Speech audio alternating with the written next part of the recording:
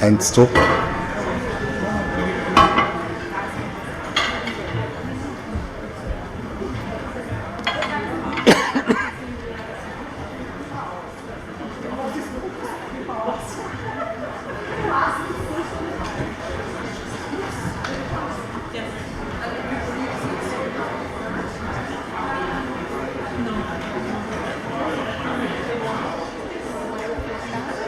Eins, zwei, drei, Test.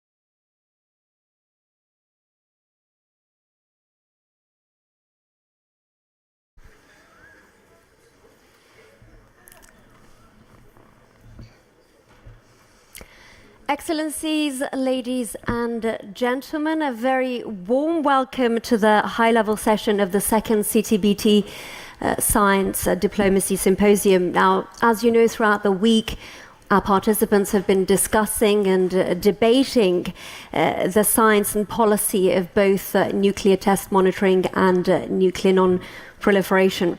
Now, this conference comes at a very significant moment, at a time, in the words of the UN Secretary General Antonio Guterres, when international security is indeed at risk, when Cold War tensions have returned. Now, my name is Sanam Chantier. I'm a journalist at France 24, and I'd like to consider myself both an advocate and a friend of the CTBTO. This is a cause that I hold extremely close to my heart, firstly because, professionally speaking, I've been following and covering the diplomatic negotiations on the Iran nuclear file for a decade. Personally speaking, I am Iranian, and it's my countrymen that have been suffering the consequences of nuclear-related sanctions. And last but not least, I defy you not to be drawn in when you witness the passion of Dr. Lassina Zerba and his very dedicated team. Thank you very much for hosting this important conference and for having me here, sir. Now, this morning we're honored to have a number of eminent keynote speakers and panelists who'll give their perspectives on the link between science and diplomacy, how that can be applied to the CTBT context. And as always, we have a few technical elements to talk about. The CTBT Symposium is being live streamed on the website, so I'd like to welcome our remote participants. Now, if you need any information about the symposium, please do look on the website or use our Symposium app, which you can also use to submit questions to our panelists. And please do that. We want an event like this to be as interactive as possible. You can also use our hashtag on Twitter, which is 2SDS, which I've seen has been used widely throughout the week.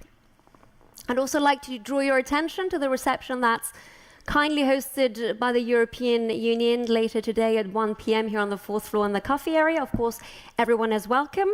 Now, before this morning's keynotes, I'd very much like to invite to the stage the Executive Secretary of the CTBTO, Dr. Lassina Zerbo. Please join me in welcoming him.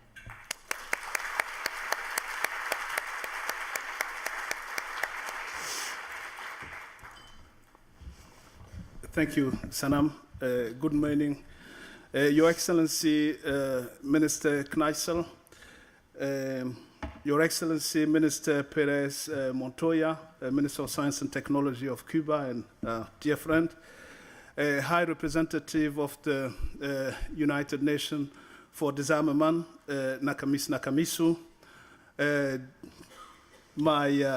the person who hired me as Director of IDC, Ambassador Hoffman, Executive Secretary Emeritus of the CTBT, dear friend from the GEM member, Des Brown, Angela Kane, and Excellencies, dear distinguished delegates that are supporting the CTBT and contributing to our work. Ladies and gentlemen, dear colleague, dear participant, good morning. It is a pleasure to welcome you all to this high-level segment of the second CTBT Science and Diplomacy. Des Brown wanted to surprise me today. He brought me a note from the Parliament where it's written, the UK Parliament, where it's written Science Diplomacy. Apparently there is a great team in the UK dealing with this issue. So the only thing I asked Des was, are they giving us money to do what we're doing? And that's something that I will talk to the mission here shortly. So many of you in the room have already experienced almost a week's worth of simulating and exciting discussion and activities on both science and policy aspect of the Comprehensive Test Ban Treaty. As with our biennial Science and Technology Conference, I have the feeling that our science diplomacy symposia are fast becoming an important CTBT brand. The first one, over 2 years, built upon my organization's experience in developing educational courses that married technical and policy matters. But it expanded that blueprint by introducing more high-level discussion, more hands-on activities, and a more diverse range of participants. And to this one, I wanted to thank dearly Cormac. Where is Cormac? I was talking to Cormac yesterday when I arrived. I think it's the first time in so many years I've seen him happy, and that happy. So I asked Cormac, I say, how is the conference going? You see, well, and with a big smile. So I want all of you to thank Cormac for putting together this wonderful second Science and Diplomacy Symposium with many colleagues of the CTBT, but most importantly, the work that he has put in himself personally, because he was so stressed last week that I think we owe him a big round of applause, him and his team. Cormac, thank you so much for putting this together.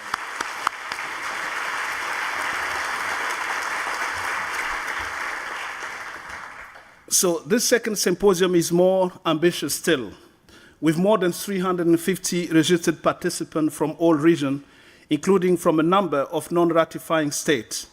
It serves to build knowledge on the benefits of the CTBT, as well as to galvanize support of the treaties entering into force. When I talk about non-ratifying states, of course, my heart goes first to my dear friend, the Minister of Science and Technology of Cuba, who has accompanied this treaty, being an observer, and then I want to welcome her from being here, being part of this work, as well not being a signatory state.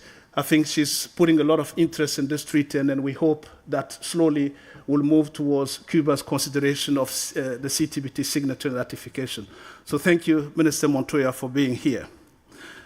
So, I'm also delighted that so many youth are in evidence at this second Science and Diplomacy Forum, not just in the audience, but on panel and discussion groups. The first Science Diplomacy Forum was the launch pad for the CTBT Youth Group, for those who remember. From 9 members at the beginning, the membership has swelled to over 400. And that thanks to many of the young people in the room who have worked tirelessly to make this a reality. We're also welcoming diplomats and government officials, together with technical experts, working on aspects of the CTBT verifications. Member of Parliament from different countries, media representative, civil society, teachers and other academics, and of course, permanent representative and delegate from mission based here in Vienna. We thank you all for supporting this treaty. So, Excellencies, ladies and gentlemen, the concept of science diplomacy is at the heart of this symposium and has been at the center of discussion so far this week. Later this morning, there will be a panel discussion on the subject itself, where I'm sure that the eminent panelists will elaborate how scientific cooperation can facilitate international relations and indeed vice versa. We must focus on advancing our common objectives in science and technology to increase trust and mutual understanding. Scientific collaboration is essential to achieving a world free from the nuclear threat. It is also vital for making progress on other global challenges, such as disaster risk reduction and mitigation, climate change, and sustainable development. The CTBT is an excellent example of scientific cooperation for global peace and security. With a rigorous science-based verification regime up and running, even before entering force, we are already delivering on the promise of science for humanity. But the status quo is not enough. We need the Comprehensive Test Ban Treaty to enter in force in order to lock in all of its benefits for all time. This means, of course, completing the 8 remaining Annex II ratification. I know that participants at the symposium have already been considering how to break the logjam and have been coming up with a number of propositions, including many based on scientific cooperation. One factor in the minds of many people at the symposium has been the DPRK. No surprise. I'm sure we'll hear plenty more about this morning, following the announcement that the 12th June meeting has been cancelled in Singapore. As you all know, North Korea scheduled the dismantlement of its nuclear test site at Pyongyang yesterday, demonstrated this in what it called a transparent manner. This is certainly to be welcomed, as it is a comment made by the country's representative at the Conference on Disarmament last week that it will join international effort for a total ban on nuclear tests. While this sounds promising, a self-declared moratorium on nuclear testing will not permanently prevent the DPRK from resuming nuclear tests in future. Nothing except the adherence to the Comprehensive Test Ban Treaty can achieve this goal.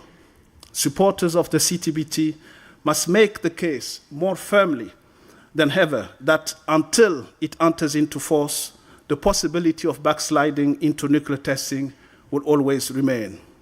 I have no doubt that progress on the CTBT can be made on both the scientific and diplomatic fronts together. Smaller steps can become huge leaps. Symposia such as this can help us cast aside divisions and disagreement and focus on what binds us. This year, only one non-ratifying Annex II state is not taking part in our Science Diplomacy Symposium, and that is the DPRK. It is my hope that next time all 8 are represented, and with your help, we will achieve this. Thank you so much.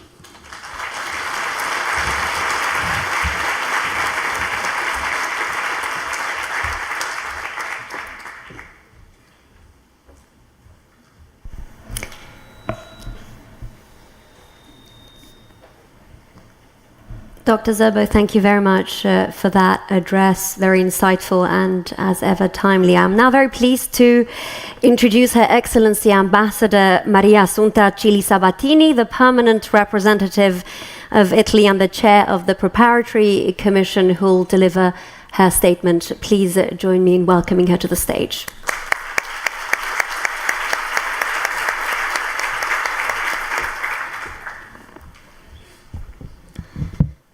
I always have to lower the micro.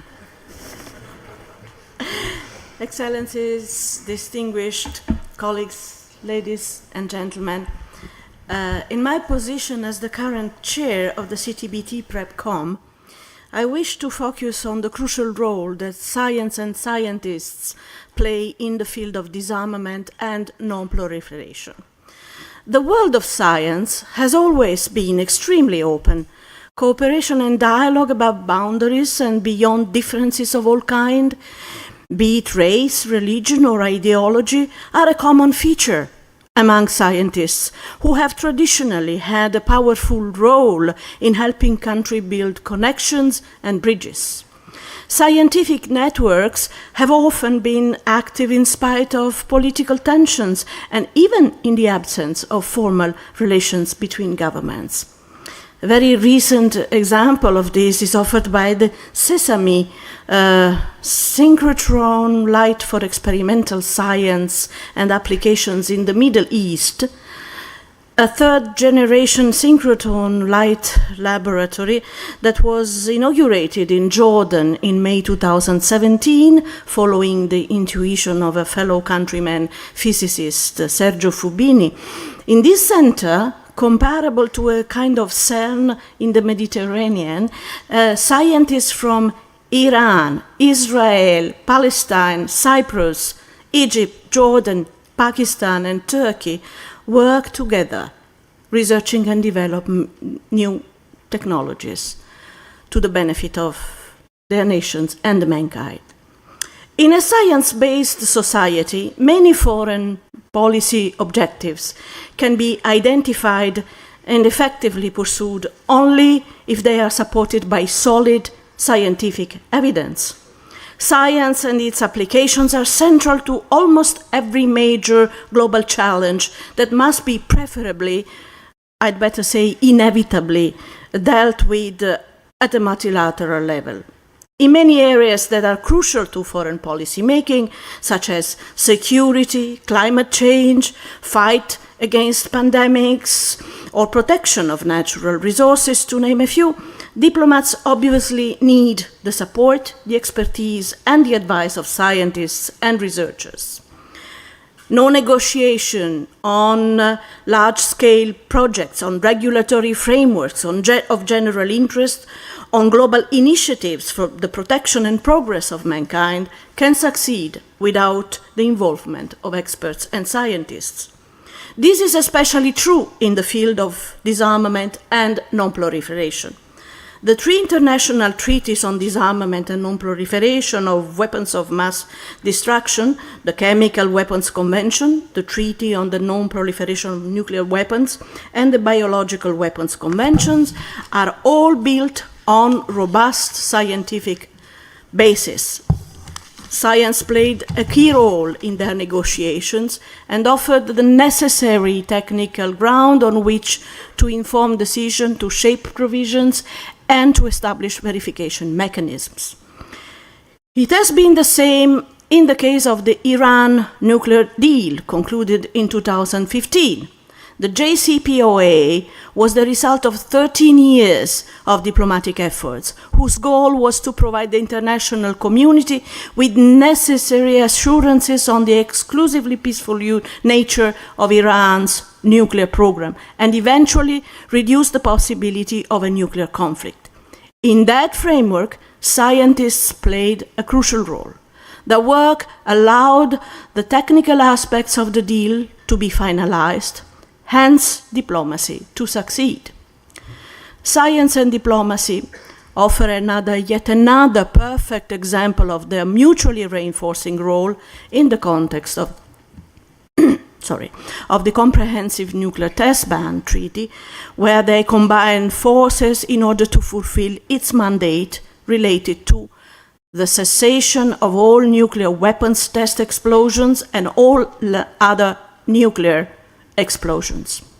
A cornerstone of disarmament and non-proliferation, the treaty provides a fundamental confidence-building instrument through a global network of over 300 stations that can detect even relatively low-yield nuclear explosions. Such highly sophisticated monitoring systems, put in place thanks to the contribution of all state signatories, can produce quick, reliable, and independent data on nuclear tests, thus allowing the international community to react promptly. The CTBT's crucial relevance in the disarmament and non-proliferation architecture is therefore fully recognized by countries like mine, Italy, that are fully committed to disarmament, arms control, and non-proliferation as essential components of their foreign policy.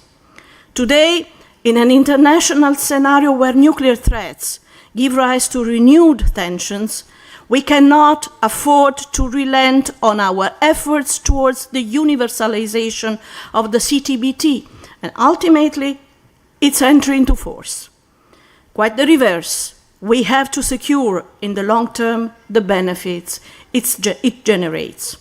As the chair of the PrepCom, I am committed to advocate for a prompt signature and ratification of the CTBT by those states that have not yet done so. A strong sense of ownership by signatory and ratifying states is required to engage non-signatory partners in a common project, a project that is to everybody's advantage. To this end, we are all called to further spread the awareness of the CTBT's political value and practical relevance. From this perspective, I wish to highlight that while representing a fully reliable tool at the service of non-proliferation, the CTBTO, by means of its monitoring system, serves in various ways the interests of all of us. It not only prevents the huge damage that radioactivity may cause, but also generates data which have plentiful civil applications, including earthquake and tsunami early warning, climate change, or research on the Earth's inner structure. It is therefore in everybody's interest to keep supporting the completion of the CTBT verification regime from all operational viewpoints. This can be achieved by ensuring the timely installation, certification, and technical updating of IMS stations worldwide, and also by providing the CTBTO PTS with the necessary resources to ensure the constant improvement of its technical capacity and of its ability to perform accurate data analysis. Science and technology alongside the international setting change quickly, calling for fresh insights and understandings in pursuing non-proliferation and proper treaty implementation. We therefore must ensure that the relationship between diplomacy and science remain tight. Indeed, considering the science and technology lay at the foundation of its very credibility, the CTBTO provides a perfect platform for a permanent and effective interaction among scientists, diplomats, and policy makers. We have to capitalize upon this. We believe that the nuclear weapons-free zone can be gradually reached through a series of progressive steps aimed at enhancing mutual confidence and consolidating international security. The entry into force of CTBT would be a decisive step into the right direction. Diplomats and scientists are called to work together to this end. Only if we join hands and put together our resources in terms of scientific knowledge and diplomatic expertise, we can advance the cause of peaceful coexistence. Thank you.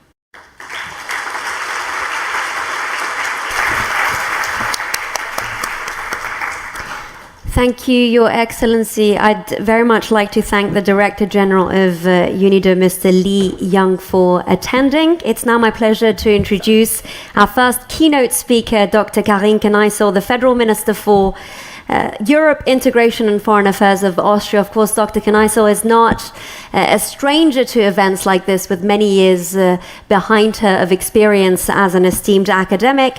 Now, Austria, the host country to the CTBT, has always been among the champions and key drivers of the global ban on nuclear tests, and the minister's presence here is very much a testament to that. Please join me in welcoming her.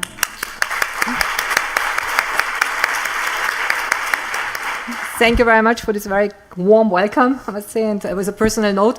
I have to apologize right from now from the podium. First, I will have to speak very quickly.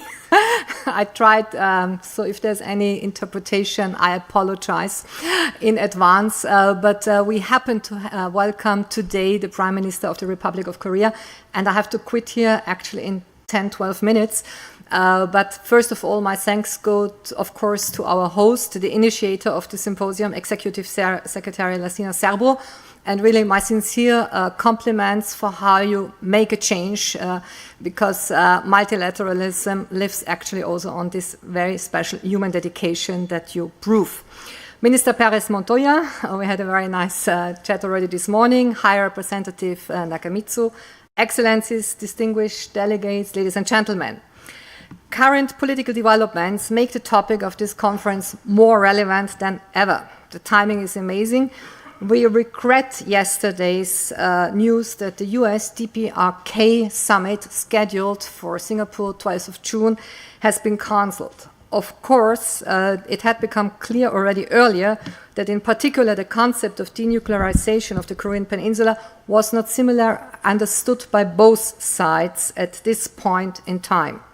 Let me express my sincere hope that this positive momentum of recent months will be sustained and that talks at high level will take place as soon as initially planned. So, ladies and gentlemen, in this context, let me perhaps mention that already on the occasion of the past nuclear explosive tests conducted by the DPRK, the only ones in the 21st century, the CTBTO has impressively proven its ability to provide fast, reliable, and comprehensive data. It was able to do so because its monitoring and verification capabilities represent the most advanced scientific and technological standard available. All states should continue to provide adequate support to the CTBTO so that its capabilities can be maintained at the highest possible level in the future as well. Of course, the announced closure and dismantlement of the Pyongyang test site will have to be monitored and verified. The CTBTO, as we well know, has unique expertise, verification tools, and credibility for this task. I encourage the DPRK to reach out to the CTBTO for this purpose and all other states to support such an important mission. I may call on the DPRK to make the additional step to accede to the CTBT.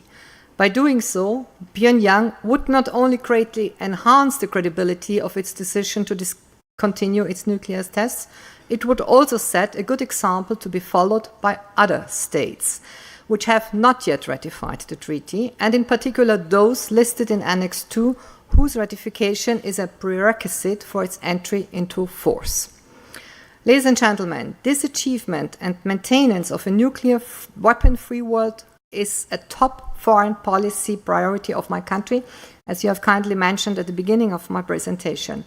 In this context, Austria has most recently ratified the Treaty on the Prohibition of Nuclear Weapons. The new treaty is a building block which is absolutely necessary to progress towards our common goal of ridding the planet of the existential threat of nuclear weapons. We are keenly aware that other elements are equally indispensable. In particular, it applies to the CTBT.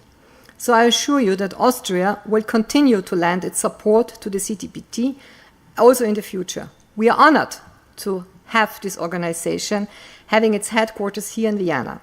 And I am pleased for various reasons that with the recent start of construction of the equipment, maintenance and storage facility at Cybersdorf, the link between the organization and the host country has been further strengthened. I happen to live in Cybersdorf. It's my home village. So I'm very much looking forward to the excursion we have already planned, which had to be postponed for reasons of my schedule, but I will be there in 2 minutes. It's the best appointment, I think, of this year's schedule, because otherwise I drive quite a way from my home to Vienna. But I'm really looking forward to seeing your new facilities in Cybersdorf, and on behalf of my entire village, I may say we are honored to have you there. So, of course, I'm grateful to Dr. Serbo for not only inviting me here today, but for this competent and, as I mentioned, energetic leadership, which makes a difference. You're handling it with very special grace. And also to all the good spirits and colleagues that are working in front and behind the screens to make your work possible. So it has been now 22 years since this organization, since the treaty was opened for signature in 1996. And over the last 2 decades, the treaty and its secretariat have been making tremendous contributions to nuclear non-proliferation and disarmament, and therefore to international peace. Still, as we know well, it has not yet entered into force. Test moratoria are positive developments, but they cannot substitute for the entry into force. And being somebody who has been teaching international law, or as I sometimes remarked, whatever remains of international law, because we are in a world where international law for the last decades has been harshly infringed for many, many reasons. So the treaty needs its entry into force, and rules, multilateralism based on rules make a difference for the coexistence of our common well-being. So let me therefore call again on all states concerned, and in particular the remaining Annex II states, to take the necessary steps for ratification as soon as possible. Consequently, all Annex II states can and should show leadership on this important treaty without attaching conditions on their own ratification. We commend the great efforts undertaken by the Executive Secretary and simply may encourage you to continue. In order to achieve all that, we have to double our efforts. We have to become even more active on the political and diplomatic level, but also in the scientific arena. The title and program of this symposium reflects the necessity not only to do more in either field, but also to increase the intersection between the two areas, as has already been highlighted by Madame Sabatini. Each and every one of us can play a role, be it scientific, be it the diplomats, and our political endeavor of promoting disarmament and non-proliferation. I have to admit that our scientific colleagues are certainly faster, and we certainly have to do some catching up on the diplomatic and political side. So, sound scientific analysis, working technological solutions are the indispensable basis for the achievement. In the same vein, diplomatic efforts and political goodwill are essential to achieve the full potential. In concluding, I may wish you fruitful deliberations, inspiring corridor talks, and let's finish what we all started. So I'm pleased to join you, even so, and I really apologize for a very brief momentum this morning at this symposium. Usually it's not my style to quit immediately after my speech, but I apologize for today. We didn't know when we arranged our meeting in January that it will coincide with this important visit by the Prime Minister of the Republic of Korea. So let me simply wish you also a nice day in our city. And for those who have to travel then far away, have a safe trip back home. And all the best. And thank you for having had me here. And thank you for your warm moderation.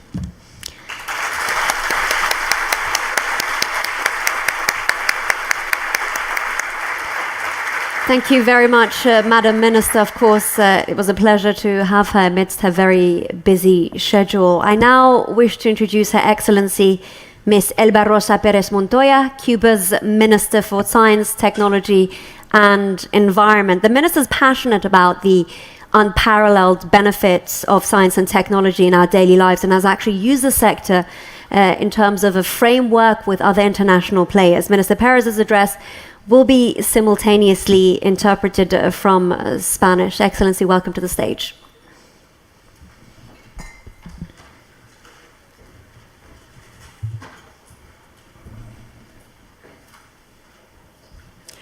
Buenos días, Good morning. estimado señor Lacina Servo, Dear distinguidos Servo, invitados especiales, distinguished special guests, delegados e invitados. delegates and guests. Ante todo, deseo agradecer a los organizadores del simposio la posibilidad de compartir con ustedes las experiencias y fortalezas de Cuba sobre la diplomacia científica. Firstly, I would like to express my gratitude to the organizers of the symposium for the possibility to share some Cuban experiences and strong pillars on scientific diplomacy with you. Apreciamos mucho en nuestra condición de observadores el papel del CTBTO en tratar este tema. We appreciate so much the CTBTO's role when dealing with this topic from our position of observer state. A nuestro juicio, este es un concepto que está estrechamente unido a las relaciones de paz entre los países, pues su atributo principal es hacer uso de la ciencia y aplicarla para promover, mejorar o fortalecer los vínculos entre las sociedades. In our opinion, this is a concept which is closely linked to the relations of peace among countries, and its main feature is to use science and apply it to promote, improve, and strengthen the ties among societies. Significa poner a la ciencia en función de mejorar las políticas internacionales y de establecer nuevos canales de comunicación entre los pueblos. La diplomacia científica constituye una vía para incentivar la cooperación en ciencia, tecnología e innovación en función del desarrollo de los países, lo cual es de especial importancia para los subdesarrollados. This means that science should enhance the international policies and establish new communication channels among peoples. The scientific diplomacy constitutes a way to encourage cooperation in science, technology, and innovation in accordance with countries' development, which is especially significant for the developing countries. Para Cuba, único país que enfrenta por más de 55 años un férreo bloqueo económico, comercial y financiero, la diplomacia científica ha contribuido a contrarrestar las intenciones de aislamiento a nuestro desarrollo. To Cuba, the only nation that faces a tight economic, commercial, and financial blockade for more than 55 years, the scientific diplomacy has contributed to counteract the intentions of isolating the country and preventing us from development. Hoy tenemos relaciones diplomáticas con 195 estados, lo cual ha constituido una potencialidad para incrementar nuestra colaboración científica con todas las regiones del mundo. Today, we have diplomatic relations with 195 states, which has constituted a potential to increase our scientific collaboration with all regions of the world. Las principales áreas de intercambio científico y de colaboración que han sido y siguen siendo abanderadas de nuestra diplomacia científica son la salud, la biotecnología, la educación, el deporte, y también hay otras áreas priorizadas como el medio ambiente, las ciencias sociales y humanísticas y las ciencias básicas. The main fields of cooperation that have been and continue to be the emblems of our scientific diplomacy are health, biotechnology, education, sport. Other prioritized areas are environment, social sciences and humanities, and basic sciences. En salud, cabe destacar que en 1963 se inició la colaboración médica en Argelia. Desde entonces, 407,000 profesionales cubanos han estado presentes en 164 países de todos los continentes y suman más de 11,000 jóvenes de 126 naciones los que han estudiado medicina en Cuba. Regarding health, it's important to highlight that the medical collaboration began in Algeria in 1963. Since then, 407,000 Cuban health specialists have provided their services in 164 countries of all continents, and more than 11,000 young people from 126 nations have studied medicine in Cuba. En el 2005 se creó el contingente Henry Reed de médicos especializados en situaciones de desastres y graves epidemias, brindando asistencia técnica a más de 3 millones de personas y salvando más de 80,000 vidas. Más de 200 médicos de este contingente estuvieron en Guinea, Liberia y Sierra Leona para combatir el ébola. In 2005, Henry Reeve Contingent was created. It is composed of doctors specialized in disaster situations and serious epidemics.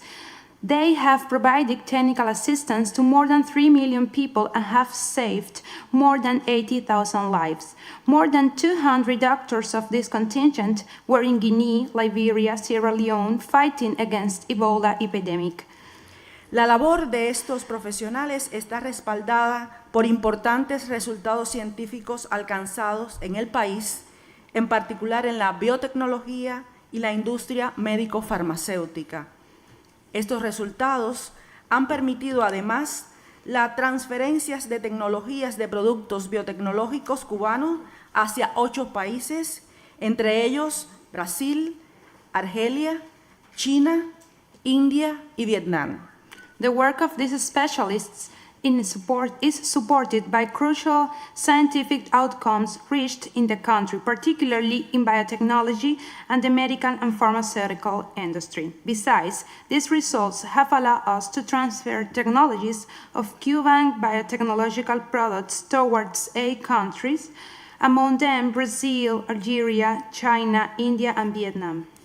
Entre el año 2002 y el 2015, educadores cubanos lograron alfabetizar a más de 8 millones de adultos en más de 20 países de América Latina, el Caribe y África con el método pedagógico llamado Yo Sí Puedo. Between 2002 and 2015, Cuban teachers made more than 8 million adults literate in more than 20 countries of Latin America, the Caribbean, and Africa by means of Yo Sí Puedo teaching method. El Ministerio de Ciencia, Tecnología y Medio Ambiente de Cuba cuenta en la actualidad con más de 25 acuerdos internacionales para la colaboración científica, firmado con ministerios homólogos en 16 países. Dentro de ellos se encuentran 5 acuerdos con los Estados Unidos en materia de medio ambiente que se firmaron como parte del proceso de restablecimiento de las relaciones diplomáticas en el año 2014.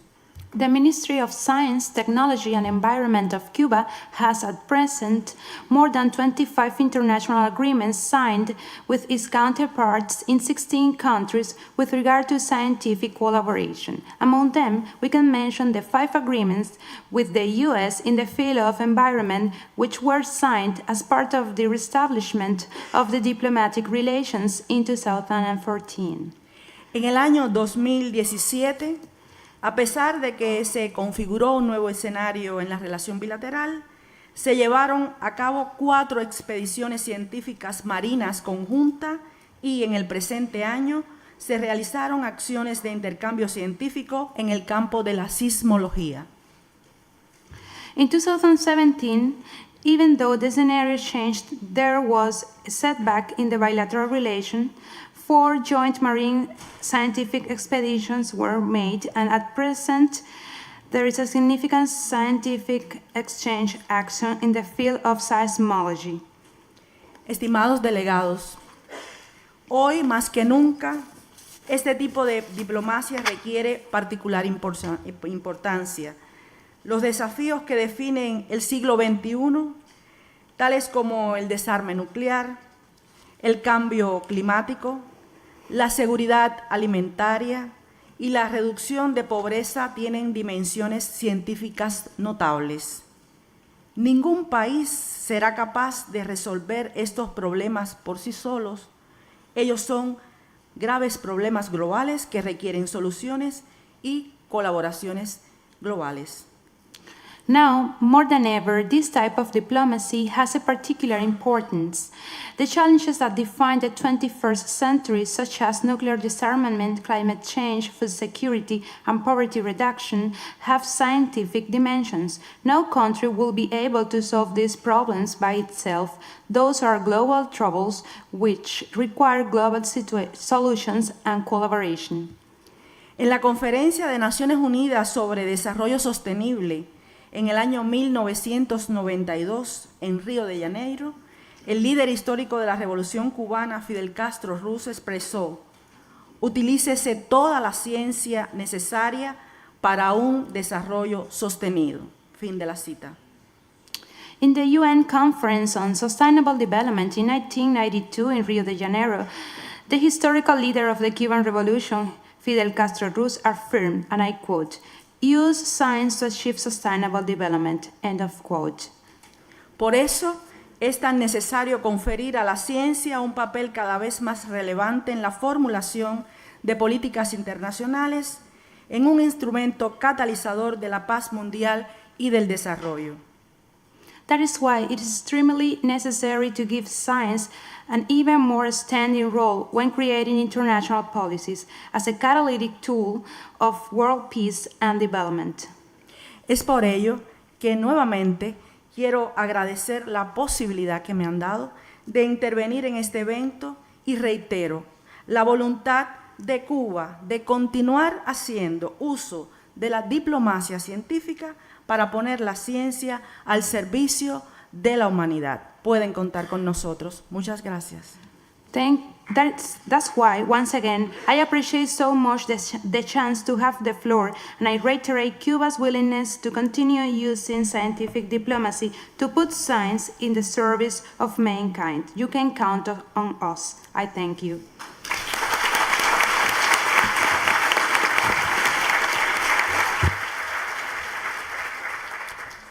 Thank you very much, Your Excellency. Muchísimas gracias, Su Excelencia.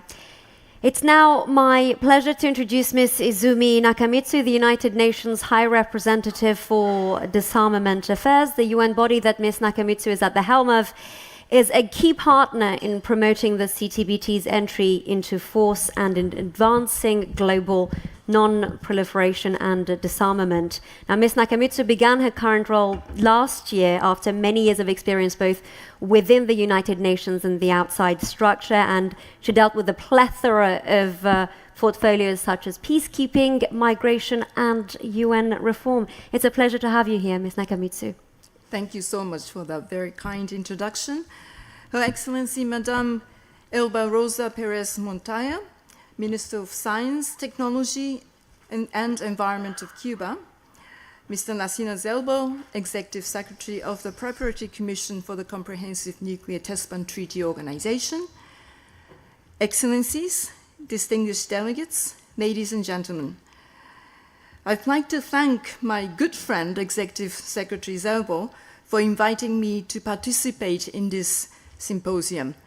I also commend him for his very energetic and personal dedication to nuclear disarmament and non-proliferation. I am honored to be here today to support the CTBTO Preparatory Commission as it continues to play a critical role in promoting the long overdue entry into force of the CTBT. Beyond entry into force, the Preparatory Commission also raises awareness on the acute dangers to peace and security, to human health, and to the environment associated with nuclear testing. And despite the lack of full activation of all components of the treaty's verification system, the international monitoring system has proven its ability to verify the nuclear test ban. All these efforts indeed demonstrate the CTBT's essential role within the nuclear disarmament and non-proliferation regime by achieving the cessation of all nuclear weapon test explosives and all other nuclear explosions, by constraining the development and qualitative improvement of nuclear weapons, and ending the development of advanced new types of nuclear weapons. The preservation of the norm against testing alongside a norm against use, is critical to our global disarmament and non-proliferation objectives. It is a norm that we must vehemently protect. Preservation of the norm has been largely successful since, with one exception in recent years, all states have respected the norm created by the treaty and upheld moratorium on nuclear explosive tests. While the norm against testing remains strong, the total elimination of nuclear weapons will require strengthening and expanding existing norms against such weapons.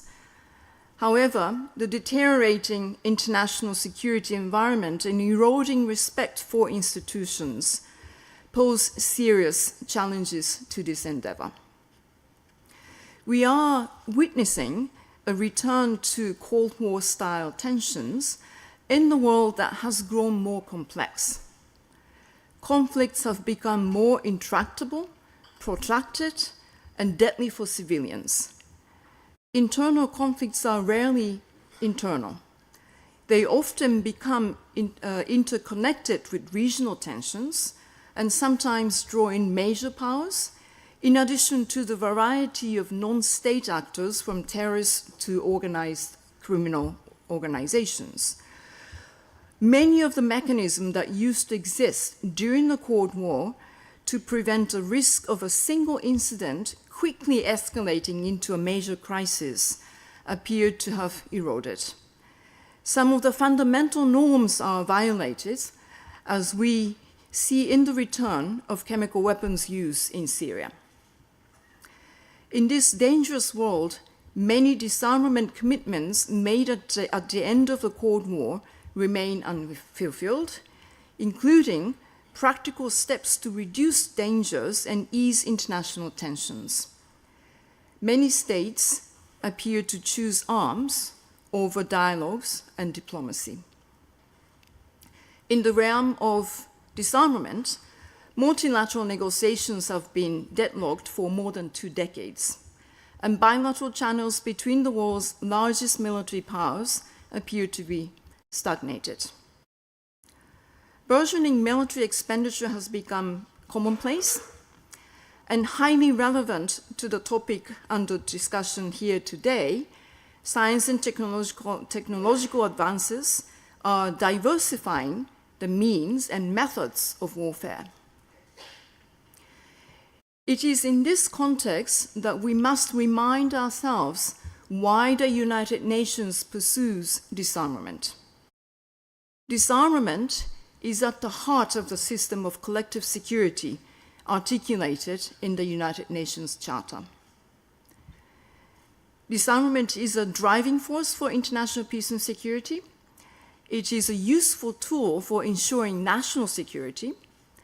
It contributes to the upholding of the principles of humanity, promotes sustainable development, and safeguards the protection of civilians in conflict. We would do well to remind ourselves of the rich history of disarmament, including the adoption of the very first resolution by the General Assembly that was devoted to the elimination of weapons of mass destruction. It is against the backdrop of this precarious international security landscape, combined with a deep commitment by the United Nations to disarmament, that the Secretary-General launched New Disarmament Agenda, Securing Our Common Future, yesterday at the University of Geneva. The New Disarmament Agenda is predicated on the critical premise that disarmament concerns every country and all weapons, from hand grenade to nuclear weapons. The agenda outlines the availability of a diverse disarmament toolbox, including arms control, non-proliferation, prohibitions, restrictions, confidence building, and of course, elimination. It reminds us that disarmament is not a utopian ideal, but a tangible pursuit to prevent conflict and mitigate its impact whenever and wherever it does occur, unfortunately.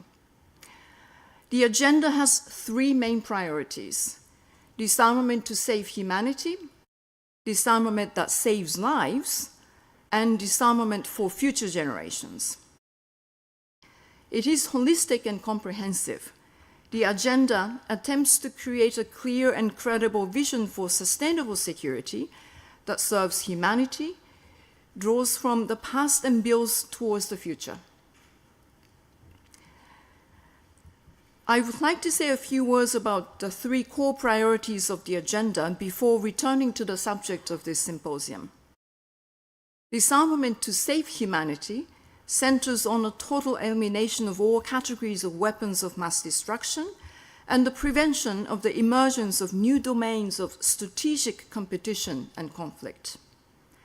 Regarding the latter, the agenda calls for efforts to ensure the security and sustainability of outer space activities and reining in of new types of destabilizing strategic weapons, such as long-range conventional weapons.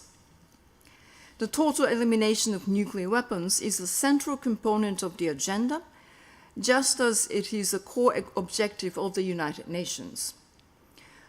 Amongst other commitments, the Secretary-General and I pledge to increase our efforts to facilitate much-needed dialogue between member states to assist them to return to a common vision leading to a total elimination.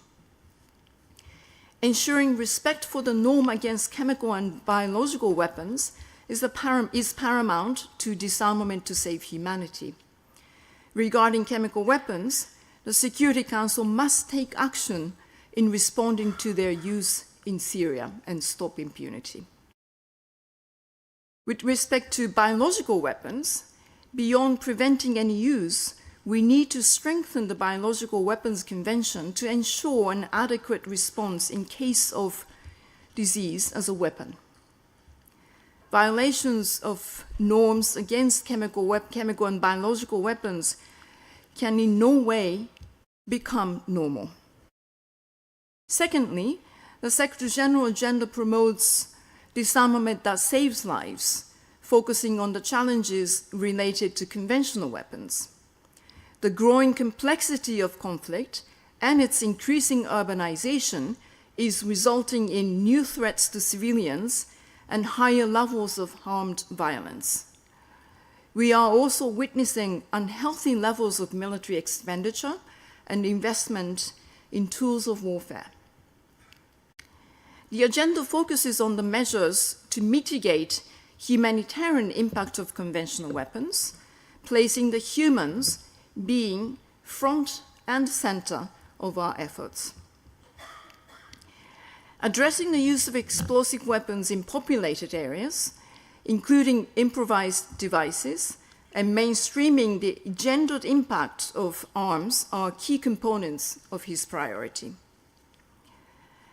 Through the agenda, the United Nations is also committed to addressing the excessive accumulation and illicit trade in conventional arms, including through the establishment of a new funding mechanism.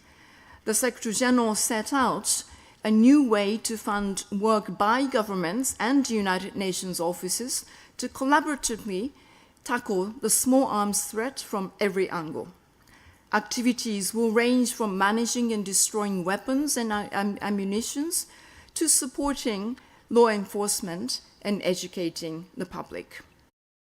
Moreover, arms regulation will be integrated into broader work aimed at prevention and development.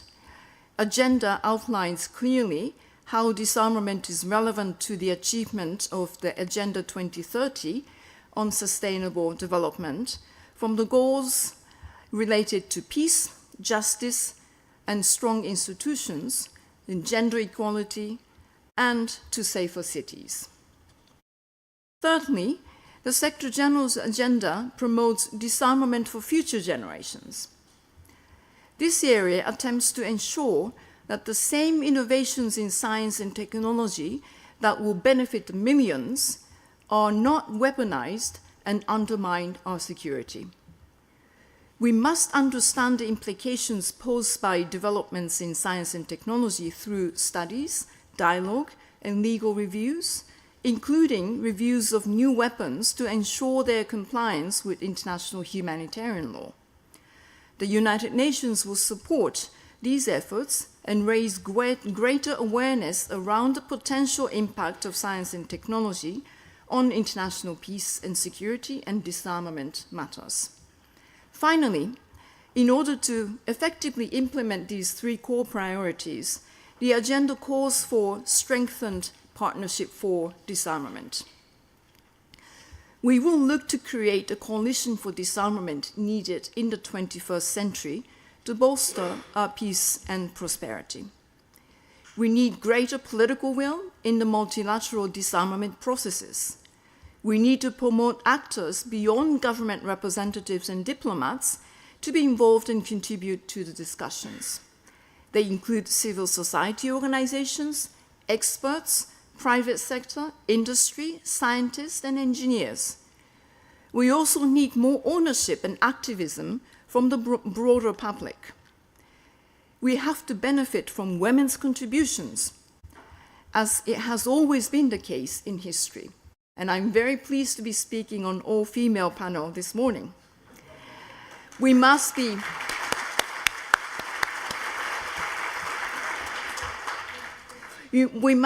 also fully ensure women's involvement in disarmament negotiation and decision-making. We must also empower young people of today, as they are the ultimate force for change in the world. As I noted, the agenda is very comprehensive, but it is not exhaustive. It is not meant as a substitute for responsibilities of member states. Instead, the aim is to reinvigorate international disarmament discussions, explore new ideas, and create new momentum for joint action. Before I conclude, let me highlight two most relevant areas of the Secretary General's agenda for today's symposium. One relates to nuclear disarmament, and the other related to, indeed, science and technology. First, agenda reaffirms the Secretary General's unwavering commitment to nuclear disarmament and to preserving the norm against nuclear testing. The agenda recognizes the intrinsic role of the CTBT and stresses the need for every effort to be made to bring the treaty into force and preserve its place in the international disarmament architecture. The agenda recognizes the value of the international monitoring system and its proven effectiveness, including through the detecting of events in the Democratic People's Republic of Korea, the DPRK.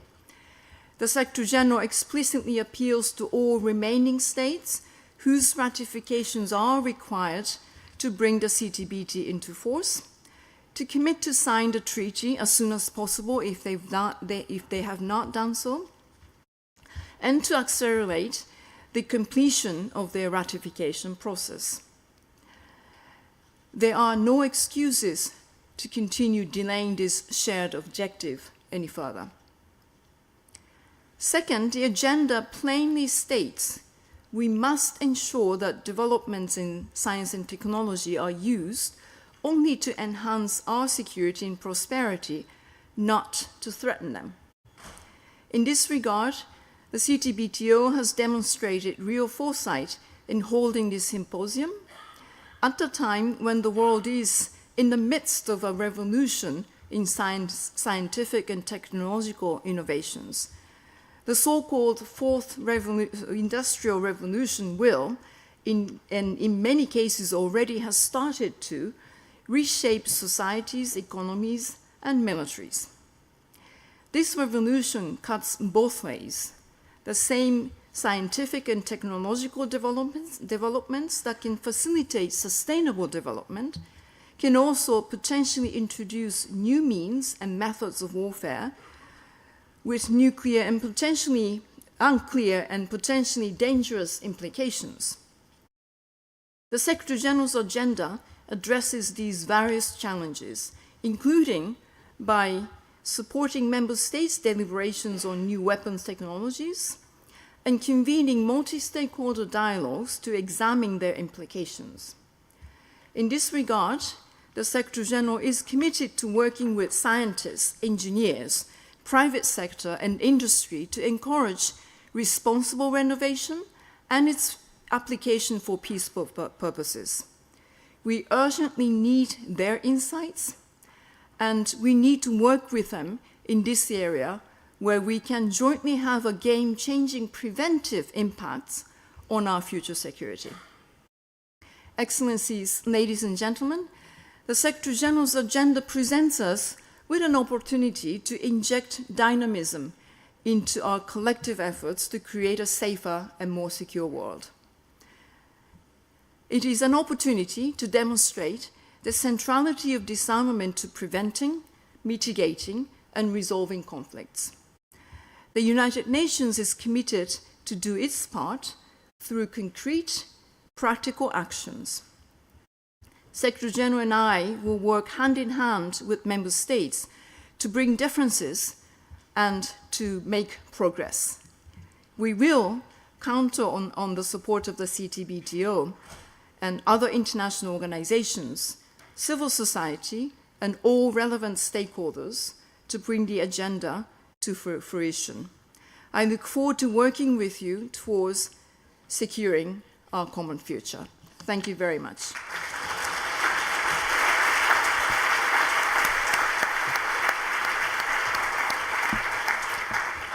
Thank you very much, Ms. Nakamitsu. Excellencies, ladies and gentlemen, this brings us to the end of the keynote segment of the high-level session. I'm sure you'll agree that our speakers set the scene beautifully for further debate.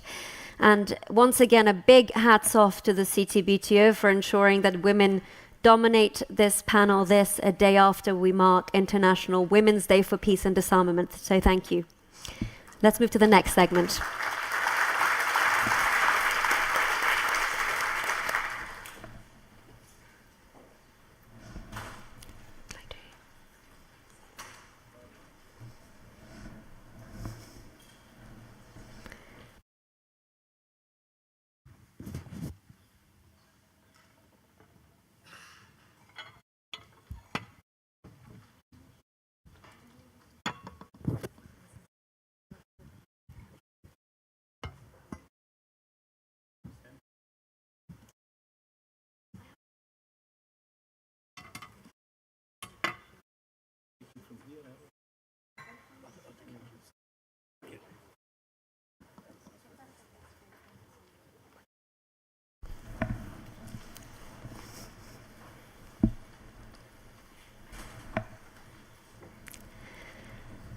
Excellencies, ladies and gentlemen, let's now move on to the expert dialogue segment. As you know, it's entitled Assessing the Current Global Security Context, Successes, Challenges and Possible Ways Forward. Now, as we've been mentioning throughout these addresses, this symposium comes at a time of enormous uncertainty and insecurity, and we've been reminded of just how fragile the nuclear non-proliferation regime is. This at a time when the JCPOA, the Iran nuclear deal, hangs by a thread, at a time when the Pentagon believes the US needs to ensure a nuclear power balance with Russia, at a time of escalating nuclear tensions between North Korea and Donald Trump. It seems we are back to fire and fury. So during this expert dialogue, we'll focus on the forces that are changing the global political landscape with an emphasis on repercussions for nuclear disarmament and non-proliferation. Of course, at the heart of this lies the CTBT. Now, I'm delighted to welcome two eminent speakers. We have Lord Desmond Brown, Lord Desmond of Ladyton, who's currently serving as the Nuclear Threat Initiative's Vice Chairman. He's also a member of a group of eminent speakers for the CTBT. Lord Brown was previously the Defense Secretary for the United Kingdom. Also joining us today is Ms. Michelle Ndiaye, Director of the Africa Peace and Security Programme at the Institute for Peace and Security Studies and the head of the Tana Forum Secretariat. That's an organization that brings together both leaders and stakeholders in Africa to engage and explore security solutions. Now, we'll start off, if we can, with some introductory statements from our speakers, starting with Ms. Ndiaye, if you will.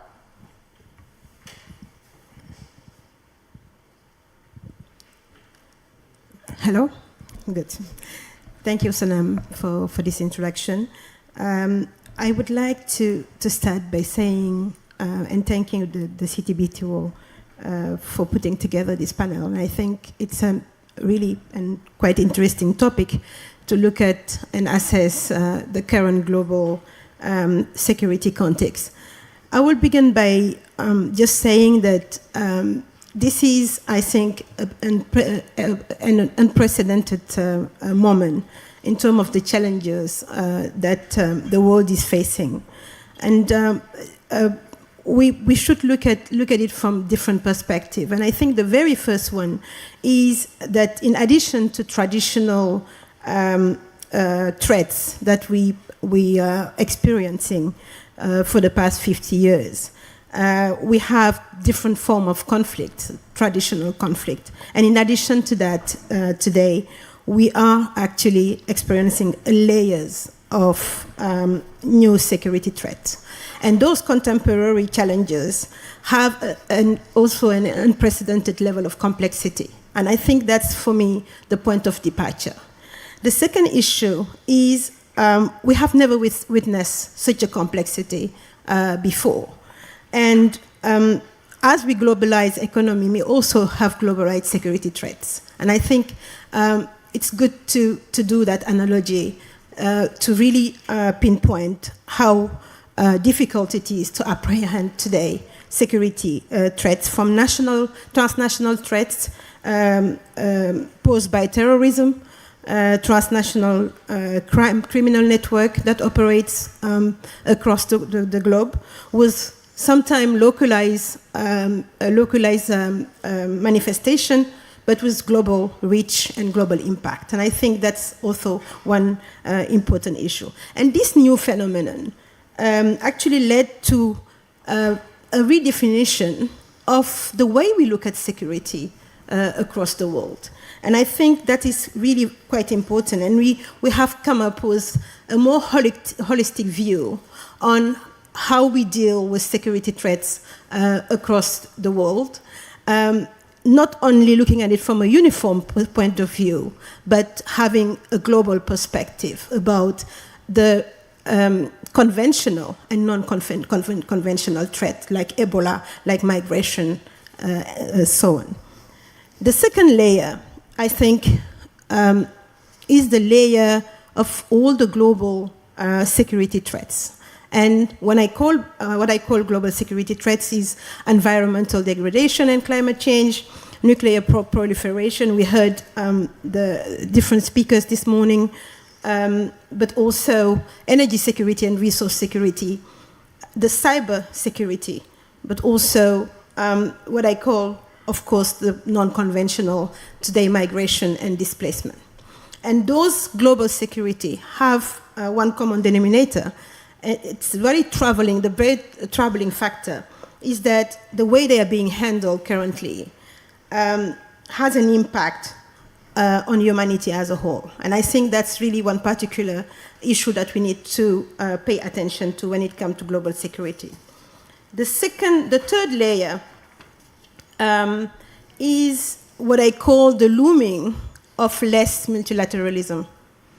And I think it was mentioned also by a number of speakers this morning. We need to make sure that states that are more inward-looking looks at global security and collective security in a more positive way. And this is, of course, due to the blossoming of new radicalism, religious, political, and ideological. And I think that's, of course, take us back from where we were 30 years ago or 50 years ago. And I think it is important, I think, to look at one particular characteristic of those threats, or two. It's, as I mentioned it earlier, the level of complexity, but also the fact that they are unpredictable. This, I think, led to one question: how volatile this international environment, security environment is. And this is, I think, a very critical question as well. And I just want to give one or two examples. 5 years ago, a number of security threats were labeled as emerging. Most of them moved to a category of persistent, and today, some of them are even permanent. And I think we need to pay attention to that. The way we address security threats has actually changed, and we tend to take a longer time to resolve issues. So we move from emerging to persistent, and most of them become permanent, and we are called to live with it. And I think, for me, that's another important point of this current security environment. Let me just few words to conclude, because I know we're going to have another debate around the successes. But there is hope, I think, because, and that is really on the successes. I think dialogue has been and continue to be a tool to foster peace. And for me, that's a positive thing that I think we need also to bear in mind. The second positive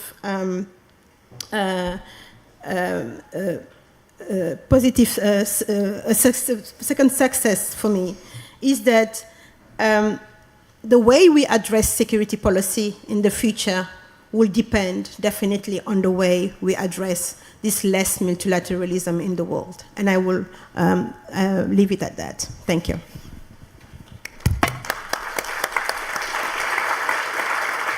Ms. Ndiaye, thank you very much for ending on a positive note there. It's much needed in this climate. Lord Brown, if you can take the floor now and deliver your introductory statement, that would be wonderful. So, thank you very much, Sanam, and thank you to CTBTO, Messina, for inviting me yet again to come to Geneva. As you know, it's good to Vienna. Sorry, I'm just about to refer to Geneva, so it's in my head to Vienna. Okay, so can I just first of all say that, I'm delighted to be here, and I'm delighted, as you look at me, to be part of the diversity and not the evidence of the lack of it, which is the norm in most situations I find myself in. So the second one I want to make is that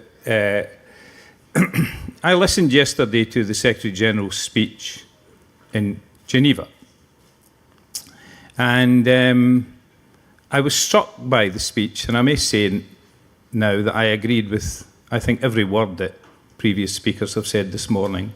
I thought there have been some excellent speeches and some very good points made, and I will try not to repeat any of them.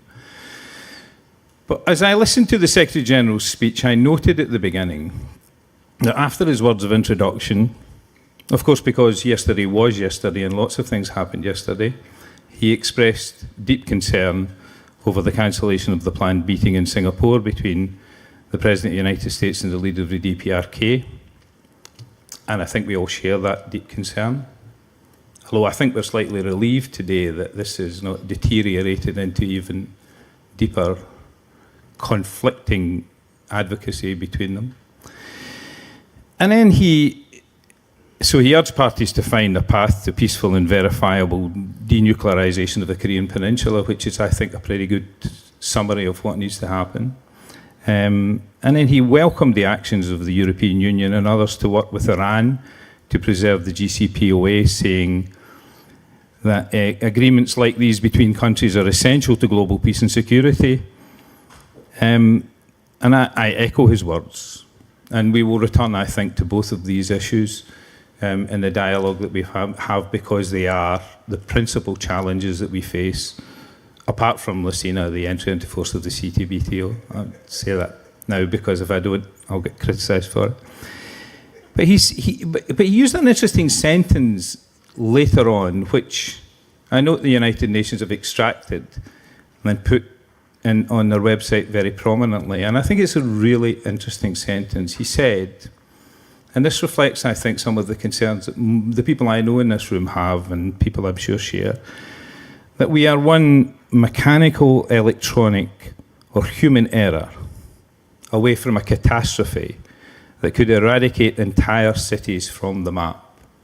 So there are now in this world, and we thought we'd got away from this, genuine, increasing and developing existential threats that many of us thought that we had moved away from, and we're going to be now 10 years, 20 years, 25 years on from events that we thought were changes in history, we thought we were going to be moving away from, but we're now moving towards.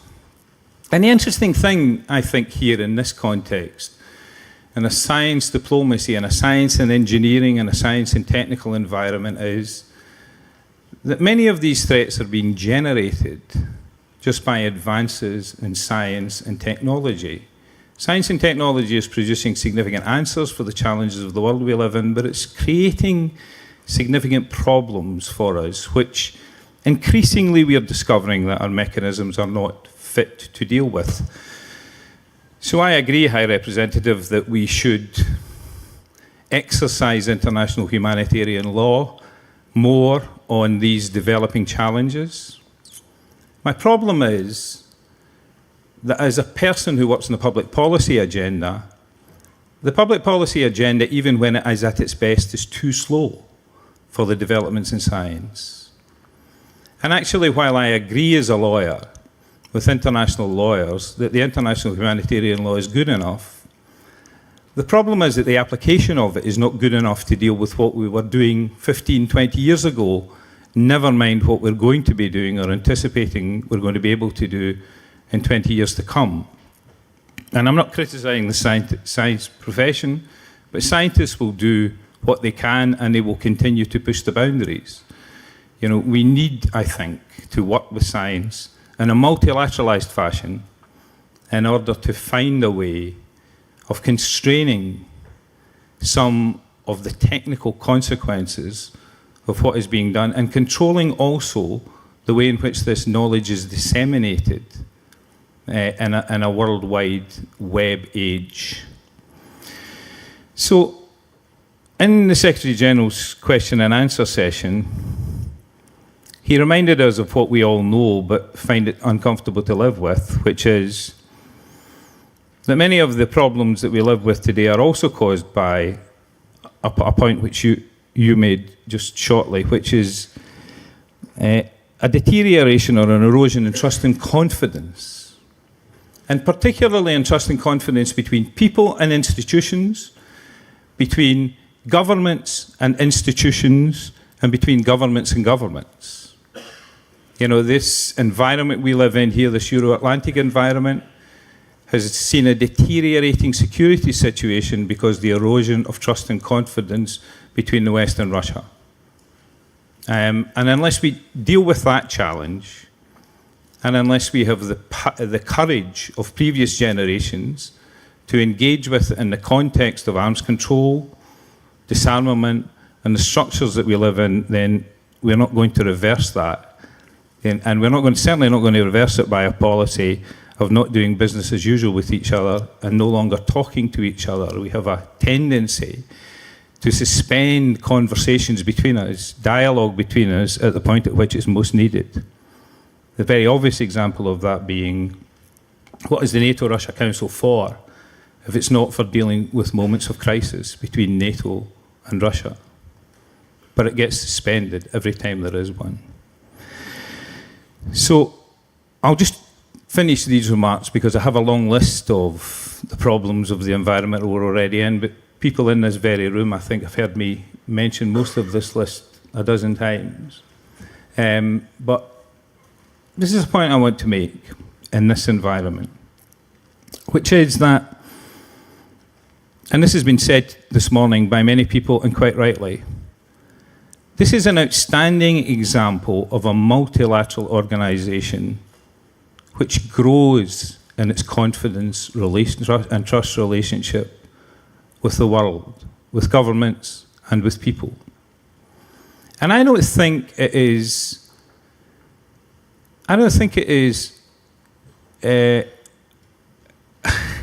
well, I'll put this a different way.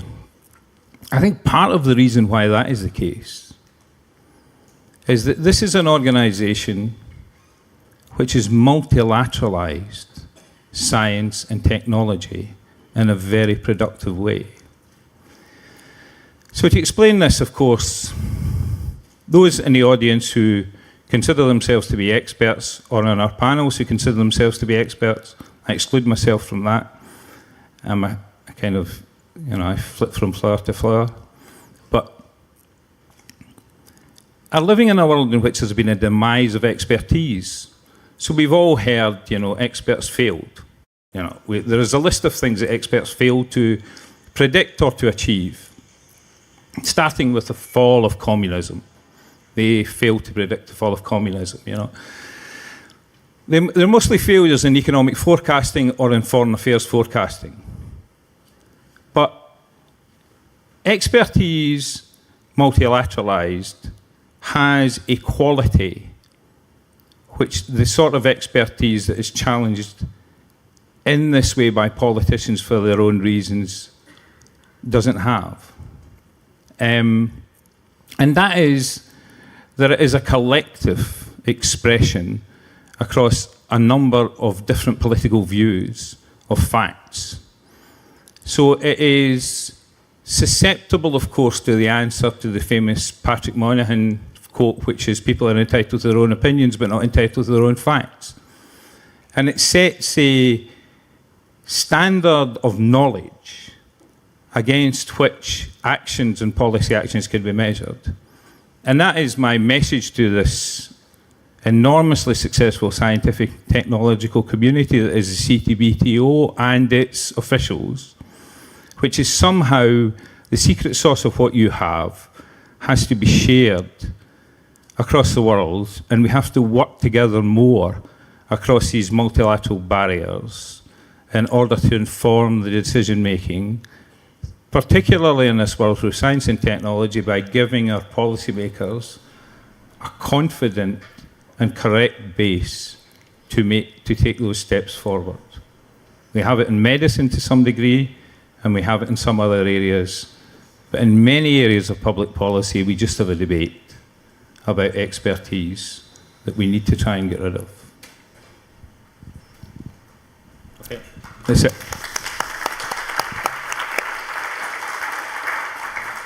Thank you very much, Lord Brown, for that. And given the developments on Thursday, I'd very much like to kick off with North Korea, starting with the reported closure of the country's only known nuclear testing site, which hasn't, as we know, been verified by the CTBTO, and at this stage, according to some experts, it's just a PR stunt. Lord Brown, what's your take on that? Well, it obviously was a PR stunt. I mean, but it wasn't only. So I have the advantage, Sanam, that we spoke a couple of days ago, and you kind of told me you were going to ask me this question. So then I had lunch. I didn't arrange this because you asked me this, but I had lunch with some of my Korean friends in London and said to them, what should I answer to this? Because I kind of live in this environment now at this stage in my public life. I'm not ashamed to say I don't know the answer to that question, but I now do know the answer to it because I was given it by somebody who's lived all their lives on the Korean Peninsula, and I haven't. So the answer is it was both. It was, of course, a very public demonstration by a regime that has an agenda to put itself in the position that it feels it is in this morning, that it took these steps and was advancing the ball down the path to kind of adopt a North American view of this, where their principal interlocutor on the other side, was trying to stop the game. So it got itself a bit of the high moral ground. On the other side, of course, in the absence of technical verification of this was offered, but in the absence of technical verification, it's difficult to know just how much damage they did to their capability. Some people say this capability was beyond its life in any event. They had done what they needed to do. They had 6 tests, and therefore they had enough data to be able to continue without. We know all these things, or at least there are people in this room that do. But there is some strong evidence that tunnels 3 and 4 had never really been used and that they've destroyed them. So to some degree, they have destroyed their capability. But I think my answer to this is, this may or may not be something that significantly advances this, but it does incrementally advance this process. And all of these steps that are all capable of being isolated that we've seen and identified as something which in themselves will not take us to denuclearization of the Korean Peninsula, I think can all be criticised on that basis, but they all had to happen. And the challenge we face is not the ability to be able to assess any one of these steps, any of the visits to Beijing or the visits to Pyongyang or whatever, but to see whether the process is moving forward. And I was intimately involved in the Northern Ireland peace process as a parliamentarian before and as a minister after the Good Friday Agreement, and I've kept in touch with it. And I can tell you that momentum in process is extremely important for these things. And if you can keep it going, it was part of the momentum in process, and to that degree, I welcome it. I think we should celebrate it for what it is, but we shouldn't overplay it. And surely it's just a symbolic gesture, even if they have managed to dismantle some of their nuclear test facility, because it doesn't really actually have any impact on the country's nuclear arsenal itself. Yeah, but a pretty significant symbolic gesture, don't you think? Of all the symbolic gestures that you could do, destroying your nuclear facility seems to me to be right up there. Right, so, maybe other people don't think so. Maybe people think it was insignificant. I think it's pretty significant. I will bring in Dr. Zerbo a little bit later, but... He'll tell us. I think we should just ask ourselves, where were we a year ago? We were dreading these facilities being used. Now they can't be. So that's a step in the right direction. It's not the end game, and will be a long time to get to the end game, but we have to make these steps to get to them. So I encourage people incrementally to make these steps. Ms. Ndiaye, do you think that at this stage we can expect some kind of a united call with the involvement of African nations, of course, for a body like the CTBTO to come on board and confirm and monitor the closing of Punggiri? Of course, Dr. Zerbo has very much announced that he's ready to send out a team effective immediately, within a week, you mentioned. Well, I think, let me answer the question from a different perspective. And I think it is important to mention that from an African point of view, or an African perspective, we're looking at the recent development from very far, because it definitely will have an impact on humanity. But I think what is important in Africa currently is the number of conflicts that are actually taking the continent backward. And the focus is more on making sure that the international community supports the African initiative to come to terms with conflict. So when it comes to the global security agenda, of course, concerns are being raised from the continental body, which is the African Union, or some of the regional economic communities. We're concerned that this will have an impact on not only on the West and the other part of the world, but also Africa will be concerned, will be affected. So our voice has to be raised, definitely, as part of the global agenda in peace and security. But I think I really would like to make one point. I think it is important also to mention that the current situation is also about a space that is contested, a contested space by new powers who actually would like to see a new order. And I think Africa is also part of that move. At that new order, it would be important to actually foster peace. And unless we open up the space for new powers to emerge, but also to air their voices within the global security agenda, we will continue to have such a crisis and such a tension looming. Dr. Zerbo, I'd like to bring in your expertise here. There has been so much media hype, partially responsible for that, around this so-called closure. Do you think this was just for optics? I thought it was for optics, but Des Brown is telling me it's more than the optics. You won't blame me for saying that it would have been better to bring experts to participate in this ceremonial. That is the closing of the test site. I mean, we got calls yesterday from media, have you detected anything? But as you know, if you put people 500 meters away from something that you blow, it means that this thing is not that big. Okay, that's the first point that we can say. So if, and then reporters were talking about dust. If there's dust coming out, so it means that we're not that far from the surface in whatever they did. And if it was that big, a 500 meter wouldn't be enough. And then I don't think that even if they blew something, it was that used to destroy everything. That's the first, personal statement that I will make. But just to emphasize that our experts are available should the PrepCom approve it to be deployed, and should the international community needs expertise to verify a nuclear test site, which we're monitoring remotely anyway. But I wanted to add something. I mean, it's interesting to listen to Michel. I mean, we brought Michel from the African perspective because moving around and then talking about security, it's not always that our voice can be heard the way it should be. And I'm sure many of you will take what she's talking about from that security perspective from Africa, but not only Africa, from the rest of the developing world, because it's interesting to see that somehow a new order is needed, and that's probably why we see those tension and crises that we have to deal with today. That's what I wanted to add. So thank you, Des, and then thank you, Michel, for being here. Dr. Zerbo, some sobering facts there about this potential closure, but can we see some light at the end of this potentially very long, dark tunnel? Of course, North Korea announced, and this was mentioned by the speakers earlier over the past days, that it is actually prepared for international efforts to ban nuclear tests without making a direct reference to the CTBT. Can you realistically seeing them actually signing and ratifying the treaty? Because that's the one thing that can ensure long-lasting security.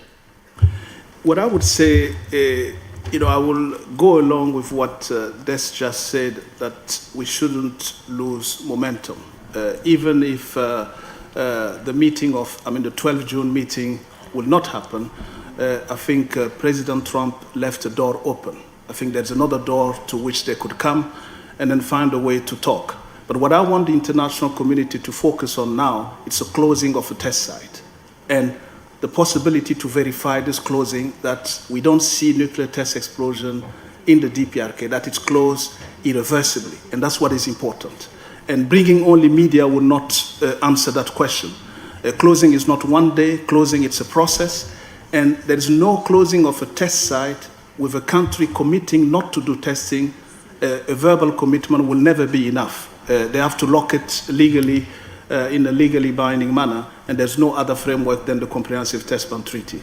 And this is what I would suggest that supporters of the CTBT do, and then push the DPRK constructively to move slowly towards considering the CTBT signature as a first step to move forward. And before we hand the microphone over to Lord Brown, I would like to say that surely the ratification by North Korea of the CTBT would be a catalyst for other players like the US and China. And if we do have representatives in the room from those respective countries, I believe that Ms. Nicole Champagne, the head of the mission to the US, might be here.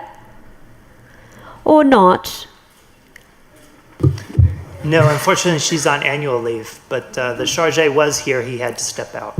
Okay, thank you very much. Do we have any representatives from China, perhaps? Everyone's very coy this afternoon. Oh, would you like to contribute to the discussion? Can we at any point get ratification beyond the idea of commitment from the Chinese, especially if, let's say, at some stage, and we're being very optimistic here, the North Koreans come on board? I'm sorry, because my counselor and my ambassador are all in the CTBTO meetings, but I can repeat our positions. China won't be the obstacle of the entry into force of the CTBT. We won't be the obstacles. Don't think China will be the last one, be the be the country which will cause obstacles and will be the will hamper the entry into force of the CTBT. That is our position, and we repeat it again and again. Even our former ambassador, Mr. Sha Zukang, in the Brussels, just several days ago, he repeated the position, and he also promised we should be optimistic to the entry into force, and it will be the reality in some future. Thank you. Thank you very much. Lord Brown, you wanted to add to Dr. Zerba's statement. I just want to make this point about the Korean Peninsula. I mean, the people who matter most are the people who live on this peninsula. You know, I mean, these people who are one people live constantly with the threat that is generated by the state of security there. So, you know, we've become used to talking about, and President Trump said this yesterday, you know, this is you know, a missed opportunity for the world, it's a missed opportunity for North Korea, but it's also a missed opportunity for the Republic of Korea and its people. And honestly, this process will continue as long as their current government is in power, because these people have no alternative. You know, I mean, for those of you who have visited the Korean Peninsula and looked at the geography of it, they live day and daily with the potential threat, if war breaks out, of monstrous casualties within a relatively short period of time because of the artillery that is aimed at the city of Seoul and the size of the respective armies. You know, so, I mean, they have no alternative, and their government will continue. And you know, I think when we talk about this, it is important to recognise the significant achievement of that government in a relatively short period of time, and moving the agenda of the détente between the DPRK and the Republic of Korea an enormous way. Because of the skill with which they have handled these issues. Now, you know, it may come to a bad conclusion, but as I keep saying, you have to be at this point to get to the conclusion we all want. So we should stop, I think, constantly saying every time there's a stop here, you know, this particular incident will destroy this. It won't destroy this as long as the government who have actually got us to this place that President Trump is able to take advantage of continue to govern that country and continue to have the support, because they enjoy 75% approval rate. I mean, the sort of approval rate the politicians would die for from their people, although this is a very contentious issue in their country. So, so we have the president of that country here in this city today. It's just a pity he couldn't come and talk to us, because their view of this is really important, and we shouldn't dismiss it. It's crucially, crucially important, you know. And as far as, I mean, I would love to see the DPRK sign and ratify, but I doubt honestly if that will shift the needle on any of the reasons for the countries who are holding out, some of whom have signed and not ratified. What will shift the needle for them is the conditionality that we all know exists between them in regional areas. And, you know, so, I mean, our friend from China over here did not repeat the phrase that I have already heard from Chinese people, which is, we will ratify a minute after the United States does. And going back to those negotiations, we've been hearing from experts today that perhaps this could be a blessing in disguise, because both sides were aware of just how far apart they were on the denuclearization issue, and this potentially buys them time to bridge the gap, something that we witnessed with the JCPOA. Lord Brown, I just have one more question for you. Of course, Trump, even yesterday, whilst walking away from this negotiation, hailed his administration of campaign of maximum pressure.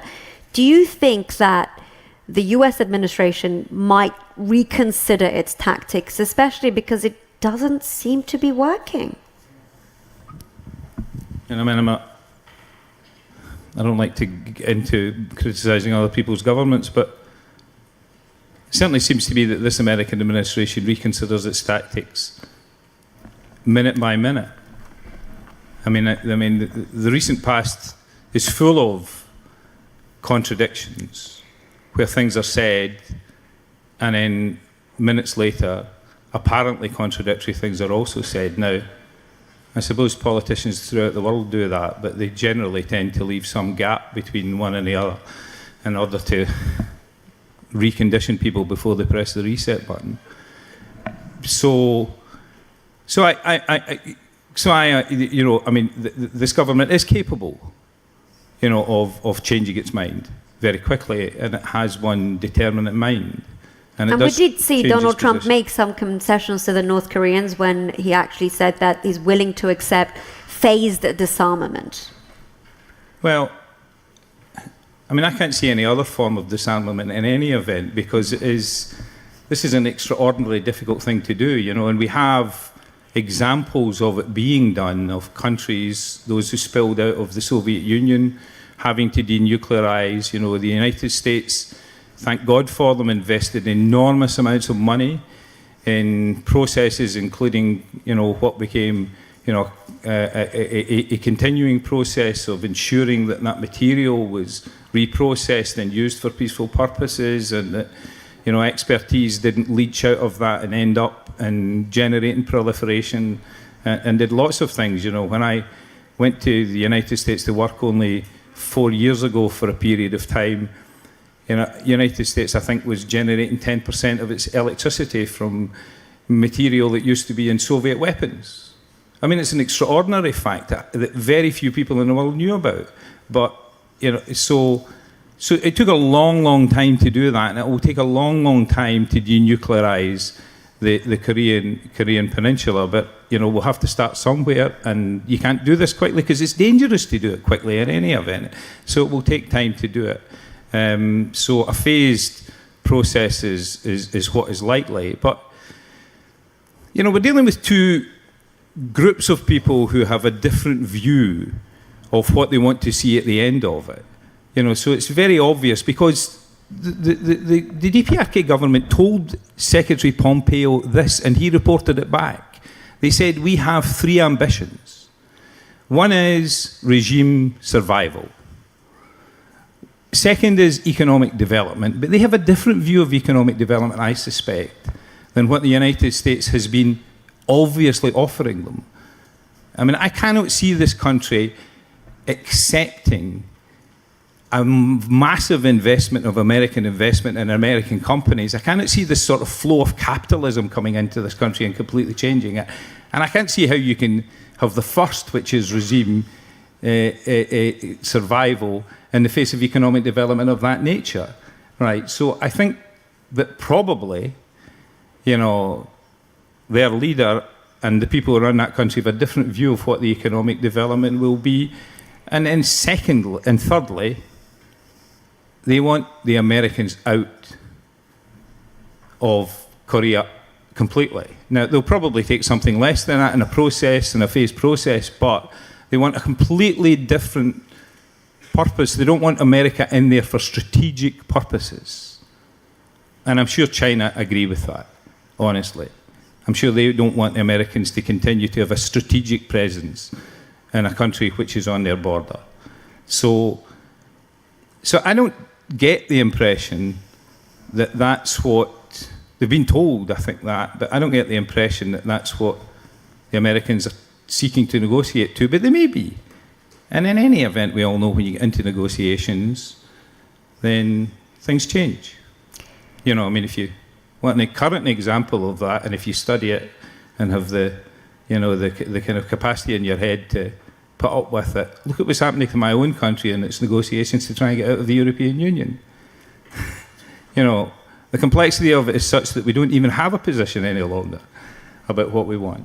So negotiations have an effect on, it's like deployment of troops. You deploy troops into an environment, or you use military force, you change the environment. Nothing ever survives engagement with the enemy. I think we can continue discussing North Korea for days to come, but we need to move on to the next topic that's been dominating headlines, certainly giving us a lot of work, and that's the potential unraveling of the JCPOA, the Joint Comprehensive Plan of Action, the Iran nuclear deal. And this is just something that I want us to think about, especially covering this as a journalist for a decade. It feels like Trump's decision to walk away from what seemingly a multilateral, not bilateral agreement is highlighting the fragility of the nuclear non-proliferation regime. And this is a question to you, Ms. Michelle Ndiaye. As we speak, deputy ministers and experts are meeting from both sides, minus the US, of course, here in Vienna, at a last-ditch attempt to save the deal. And if they can't, this will just increase nuclear dangers both in the region and across the globe. And I just want to find out exactly what Africa's position is on this, because we rarely get the African nations involved in these kinds of global conversations. Well, I think the African nations are involved in this type of conversation through the African Union, and I think there was a communique published by the Office of the Chairperson of the African Union, reiterating how important the deal, to keep the deal, is. But also, I think, making sure that there is more awareness about the consequences of this from an African perspective. The second important issue, I think, when it comes to the Iran deal issue, is to take a step back and look at the 50 years from the 20th century. We moved from, in the evolution of the world, and how our mindset has changed due to events.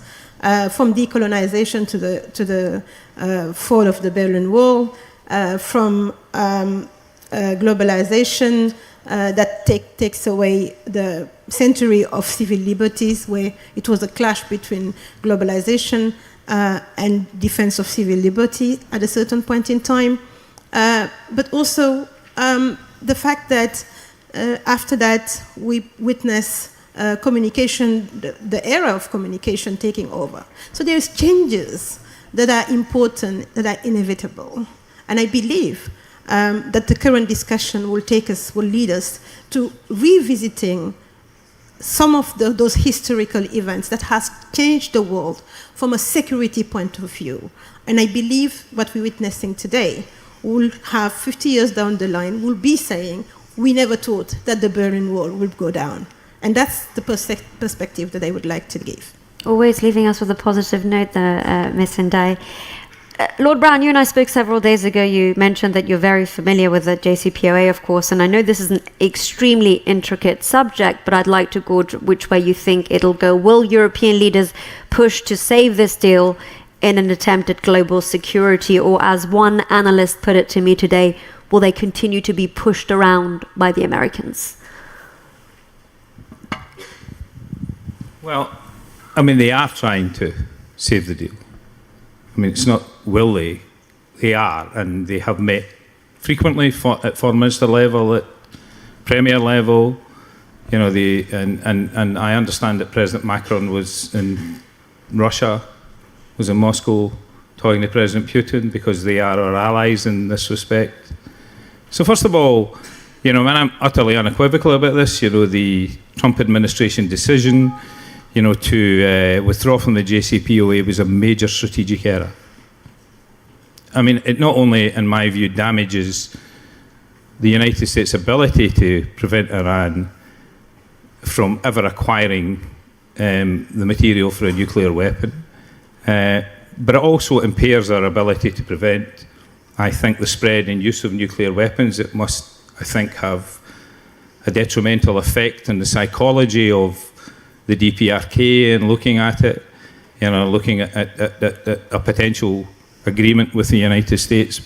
But most importantly, it impairs the United States' ability to work with allies and partners and on issues of global concern. And it certainly will do that for years, because it will be a long time before some of even the United States' strongest allies, including my own country, you know, unlearn what we've learned in a very short period of time over this. But this might go on for decades.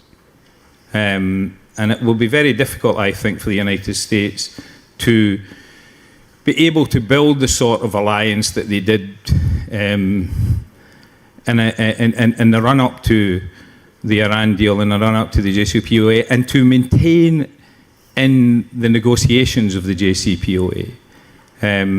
And you know, my second point is that the reasons given for it are, to a substantial degree, and this goes back to my point about you're entitled to your own opinions but not your own facts, were a misrepresentation of the nature of the deal, which we found very difficult to live with. So my sense is that the three principal countries, plus the European Union, and Europe are united. I mean, the interesting thing about the JCPOA is that if you look at Europe as a whole, there are in the non-proliferation and disarmament environment really only two issues in which they're unanimous about. Otherwise, you've got shades of view, depending whether you're talking about the old Europe, new Europe, or whatever. One of them is the CTBT, and the other is the Iran deal. They're unanimous about these things. There's not a chink between any of us about them. So we will do they will do everything they can. The vulnerability is the American sanctions. That's the vulnerability, and in particular these draconian secondary sanctions that America takes upon itself to impose on others. Now, we tend not to complain about these when they're doing it to people other than us for reasons that we agree with. But actually, Europe, and in particular, speaking as a British citizen, we have had an extraordinarily bad experience of penalties being imposed by the American justice system on our banks as a result of what happened in 2008. The interesting thing, I mean, literally billions of dollars have been taken out of our banking system, which for many of these banks means from us as UK citizens, because we own some of these banks, because we had to rescue them. And this was a lesson for us. And it's a lesson that has caused a significant rethink in our business class about the way in which we view the way we are treated. Because looking across the Atlantic Ocean, we don't actually see the same penalties being imposed on the banks that caused the damn problem in the first place, which are there in the institutions. So this is an interesting environment, I think, for long-term relations for the United States, and it needs to think long and hard about it. You know, of course it can say to businesses, if you want to deal with us and we're the biggest economy in the world, you know, then you're going to have to play by our rules, and businesses will make that decision. I mean, we've seen Total pull out of, or at least say they're going to pull out of a deal, but this is unsustainable in the longer term. So there are lots of complications about this. I mean, Italy has a significant exposure. Germany has a phenomenal exposure in scale terms, and took a big hit with the EU, or potentially with the EU sanctions, to many people's surprise. So, I mean, so you look at this, and then we, just quickly for a moment, just to make a point. So there are interesting opinion pieces in British newspapers. Today, one of them says, it may be very difficult for the United States to come back to the United Kingdom and Europe if it wants to ramp up the sanctions for the purpose of its negotiations against Korea, against the DPRK. And that seems to me that that issue has come out as a consequence of some of this stuff, and these sanctions basically don't work unless you get them through the UN or you get the EU to buy into them. That's the experience. I'd like to take a pause there so I can bring Dr. Zerbo into the conversation. Lord Brown mentioned the CTBT, and of course you had previously said that support for the JCPOA could get Iran to consider the CTBT. But if this deal does indeed unravel, the Iranians, some officials have threatened even pulling away from the NPT. where would that leave the future of the CTBT with the Iranians, would you say? Sanam, I didn't know you were bringing me again in the discussion, but anyway, what I can refer to is my discussion with the Honorable Larijani, the Speaker of the Parliament of Iran, in St. Petersburg I think in October. What he did tell me was Iran has nothing against the CTBT. When I was talking about transmission of data or potential ratification, he said, right now we're looking at where the JCPOA is taking the country. For him to be able to, create the conducive environment in the parliament to consider any other non-proliferation or disarmament agreement. And as you know, this has created a great deal of conflict within Iran itself, with lawmakers who were originally against the concept of the JCPOA and those that were pro. That's what he told me at the time. But it's the situation right now makes it difficult for me to go and then sit with the Speaker of Parliament or any official in Iran to talk further about considering the ratification of the CTBT, because they had made their point clear to me during that discussion in St. Petersburg. But that wouldn't stop me anyway from trying, because things change so quickly that you never know. So things, if the support from the EU continues, and something comes out of this discussion between the EU and Iran, we might be in a position where, together with the EU, they conclude that Iran should consider the ratification of the CTBT as a way to show some flexibility or some positive note as they move forward to securing more and more support for the GCPOA or an amended situation. I don't know. That's what I can say. Thank you, Dr. Zebo. I'd like to move on to the next segment and bring in the expertise of Ms. Ndai, who has a wealth of experience in the field of peace and security, specifically in Africa. And moving on from the big subjects that we're discussing at the moment, the North Koreas and Irans of the world, it seems that a range of African countries are planning to build nuclear power plants, and they're citing electricity shortages as their incentive. Do you think there's a lesson to be learned for these nations, certainly when it comes to this non-proliferation context that we're discussing here today? Well, certainly, I think that there are lessons to learn, and I think we have to take it in a good faith that it's for addressing power shortages on the continent and electricity coverage. And I believe that certainly it's not the African continents that's going to go against a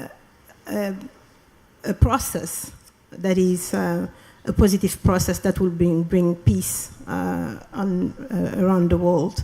I believe that what is being done currently is really purely from an economic perspective, but also addressing current challenges that might bring conflict or reinforcing the situation of the conflictual situation on the continent. And I think if we address those economic issues, and one way to do that, if it is to use those means, I think it's important to do that.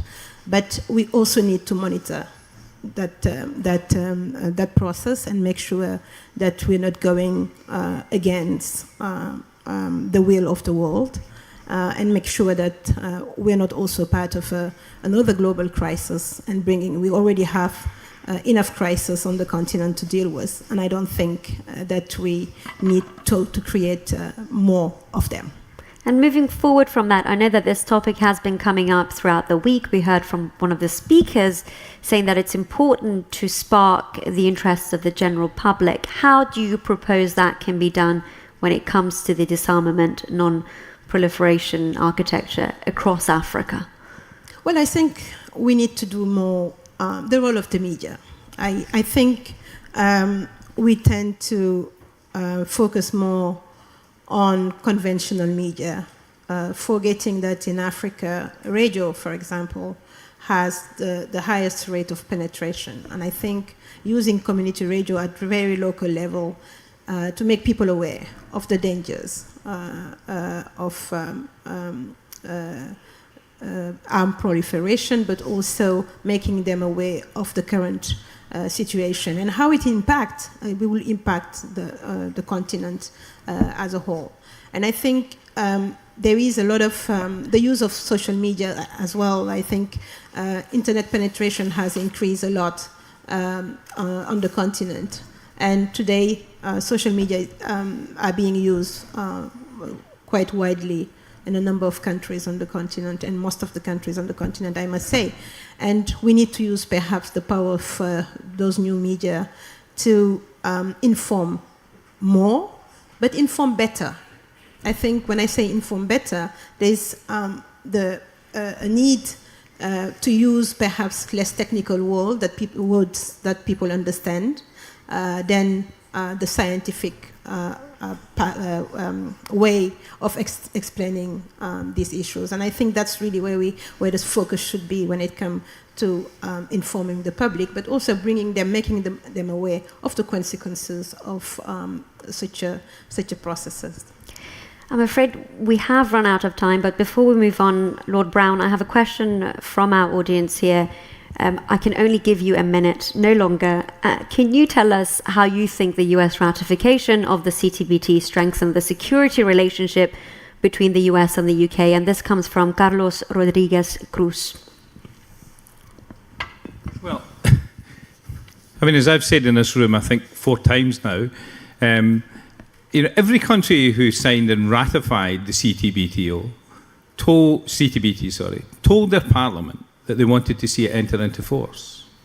So if the United States ratifies, at least it will allow my government to keep its word to Parliament, or it will advance that agenda.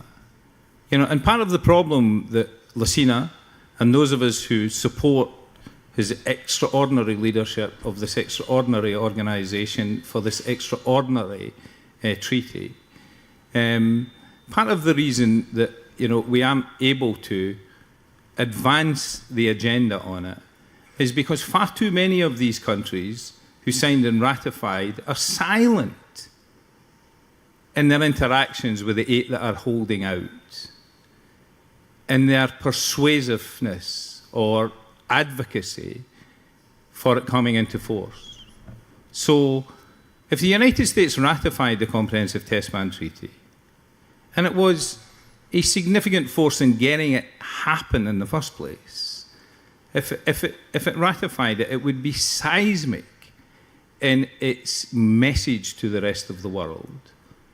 And it would be a very good example, and with all due respect to my many American friends, this country at that level needs it, of it keeping its word in the context of an international treaty and being a reliable partner.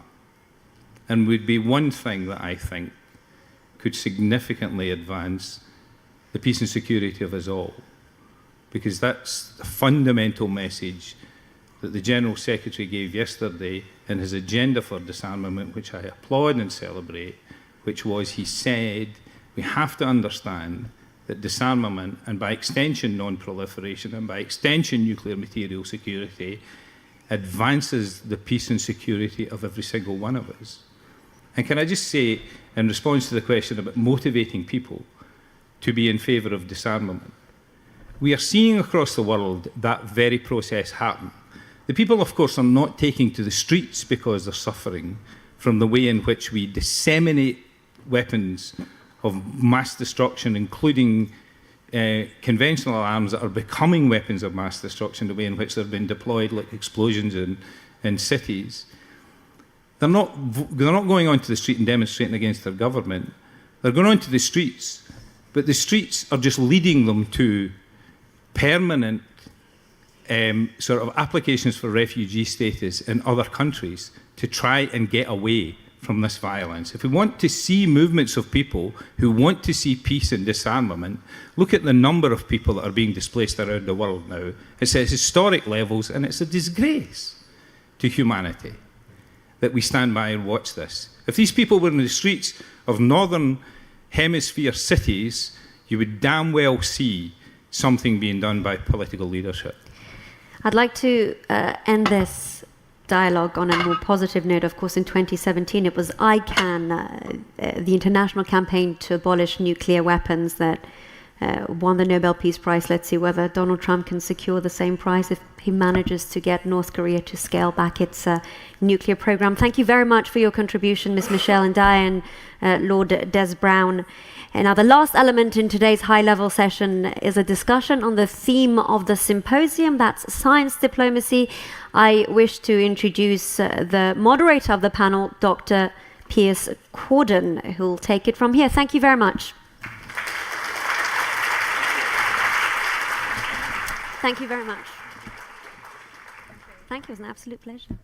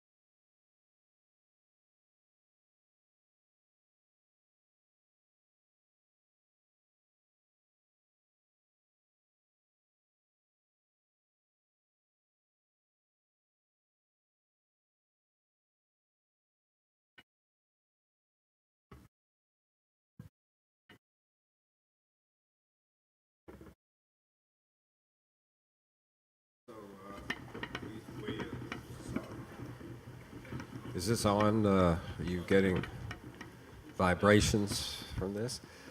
So I'm the moderator for this session.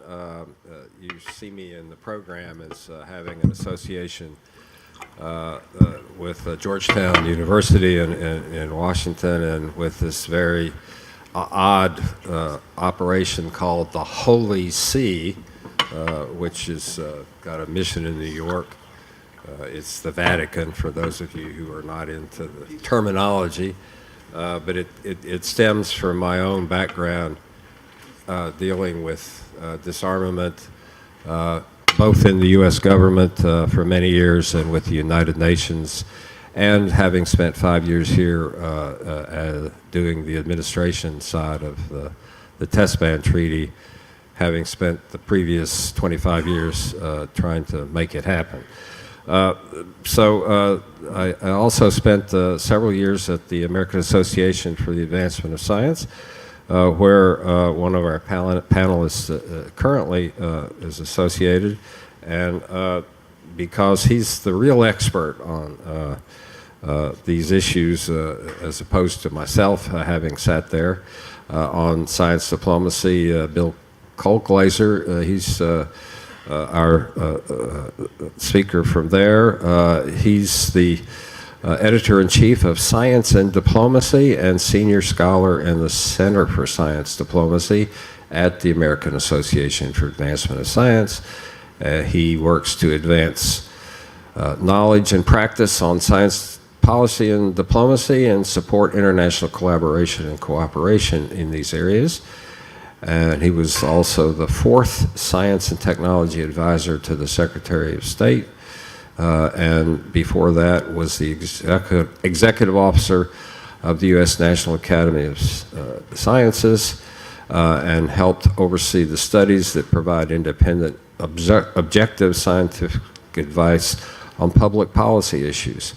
From January 2016 to January 2018, he co-chaired the 10-member group appointed by the UN Secretary General to advise on science, technology, and innovation for achieving the 17 Sustainable Development Goals of the UN 2030 Agenda. So he's well equipped to address the question of science diplomacy in support of peace and security, and Bill, I'll ask you to go first, and then we'll proceed to our other two panelists and ask each to speak some 5 to 7 minutes, and then we will have an opportunity for dialogue with our audience here today.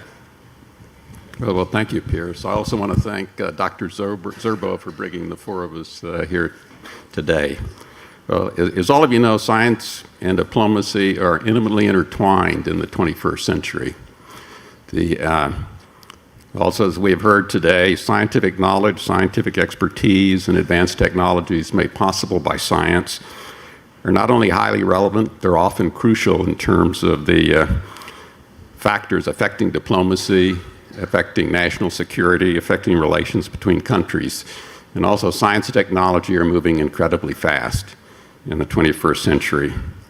And some of these advanced technologies, and you know all the names, from AI, robotics, social media, blockchain, synthetic biology, gene editing, they create opportunities, but they also create challenges for humanity.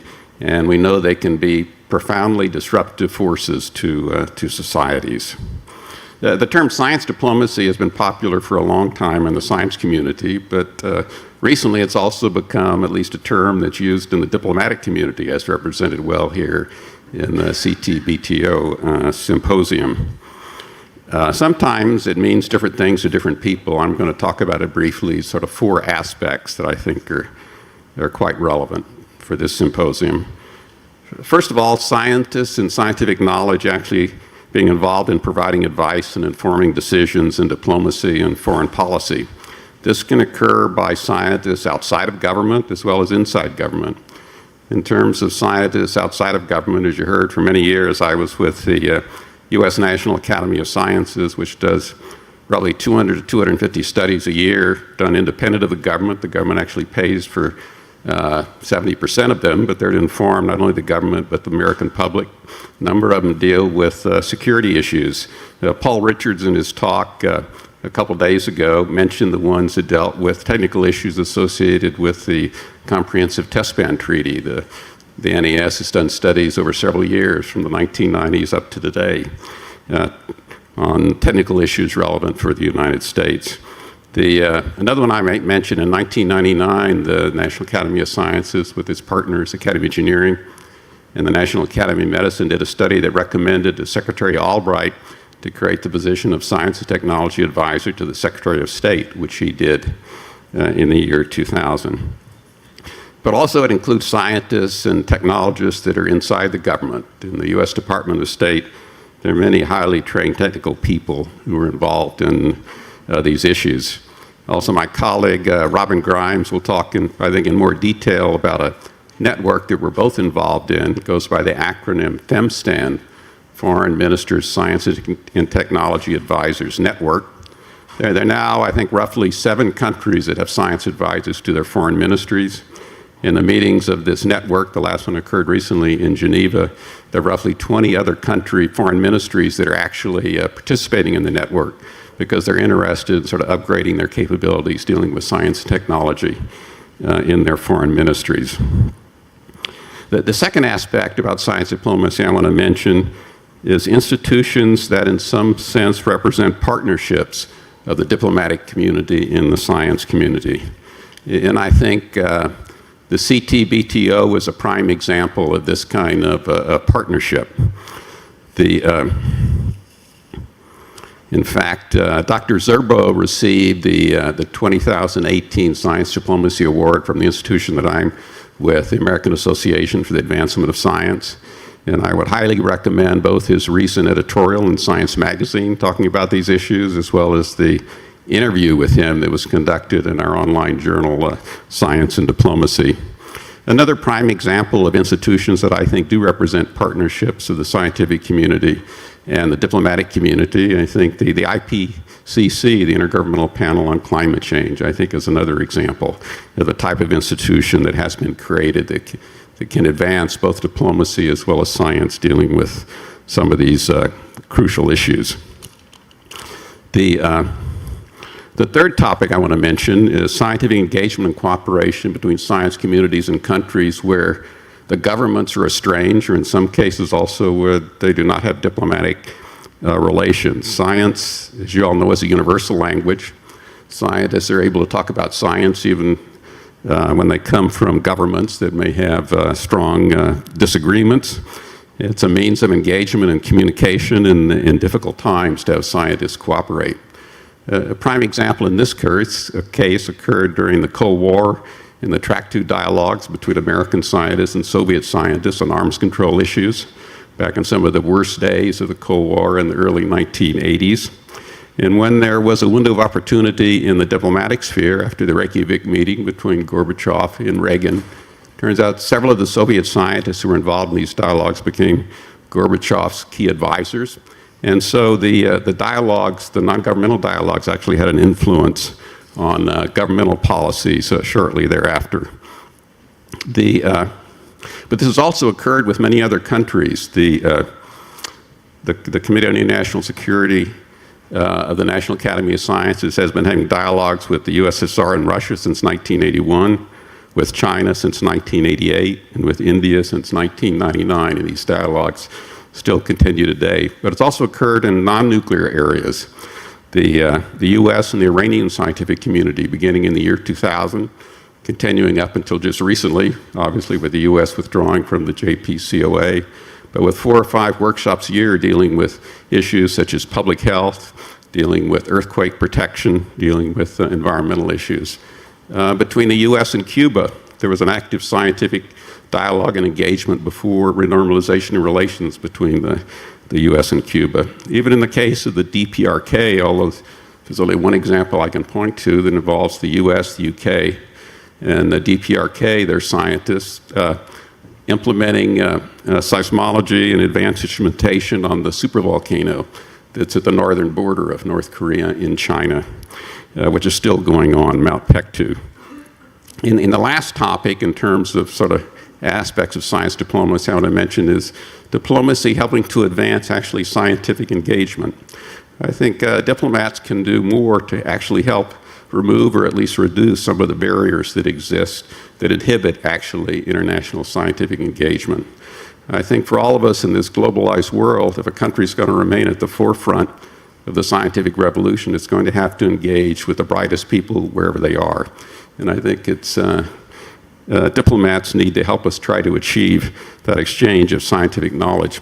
I might just point out the American scientific communities have produced a letter, it hasn't been sent yet, that'll go to the US Department of State objecting to several of the measures that the current US government is going to implement regarding visa restrictions for the US. However, I guess on the downside, it's clear to all of us that politics is a more powerful force than science, at least in the short run. We've certainly seen that with the change in relations between the US and Russia, with Iran, with Cuba, and with the DPRK. However, I think it's imperative for the scientific community as well as the diplomatic community to continue engaging on these issues. I think it will pay off in the long term. And I think just an example of what can be achieved, the fact that there are these very strong secretariats with the CTBTO as well as the IAEA. They will have longevity. So we need to create more of these partnerships between the science community and the diplomatic community. In my last comment, I'll try to end on an optimistic note. I have been involved with the UN regarding the issue of science, technology, and innovation for advancing the 17 Sustainable Development Goals. I think it's actually a great opportunity for the science community, and the fact that the UN has recognized that harnessing science and technology is key to making progress on the SDGs, I think is extremely important. And perhaps we can talk about that topic some in the Q&A. Thank you very much, Bill. Our next speaker is Robin Grimes, who's currently the Chief Scientific Advisor to the Foreign and Commonwealth Office in the United Kingdom. Since 2002, he's been a professor of materials science. I'm happy to note that, having had my degree in that area as well. And in 2013 was appointed the Foreign and Commonwealth Office Chief Scientific Advisor. He joined the Materials Department at Imperial College in 1995 as Governor's Lecturer, and prior to that he was the Assistant Director of the Davy Faraday Research Laboratory at the Royal Institution He spent the year 2002 at Los Alamos in New Mexico as the Bernd T. Mathias Scholar. So, Robin? Thank you very much. I can't imagine where you managed to find out that I was at the Royal Institution. That's really impressive research, I think, and an example of science diplomacy, perhaps. I don't know. So I'm actually going to discuss this from a sort of a practical point of view. As you have said, I'm the Chief Scientific Advisor in the Foreign and Commonwealth Office, and I think the key word there is advisor.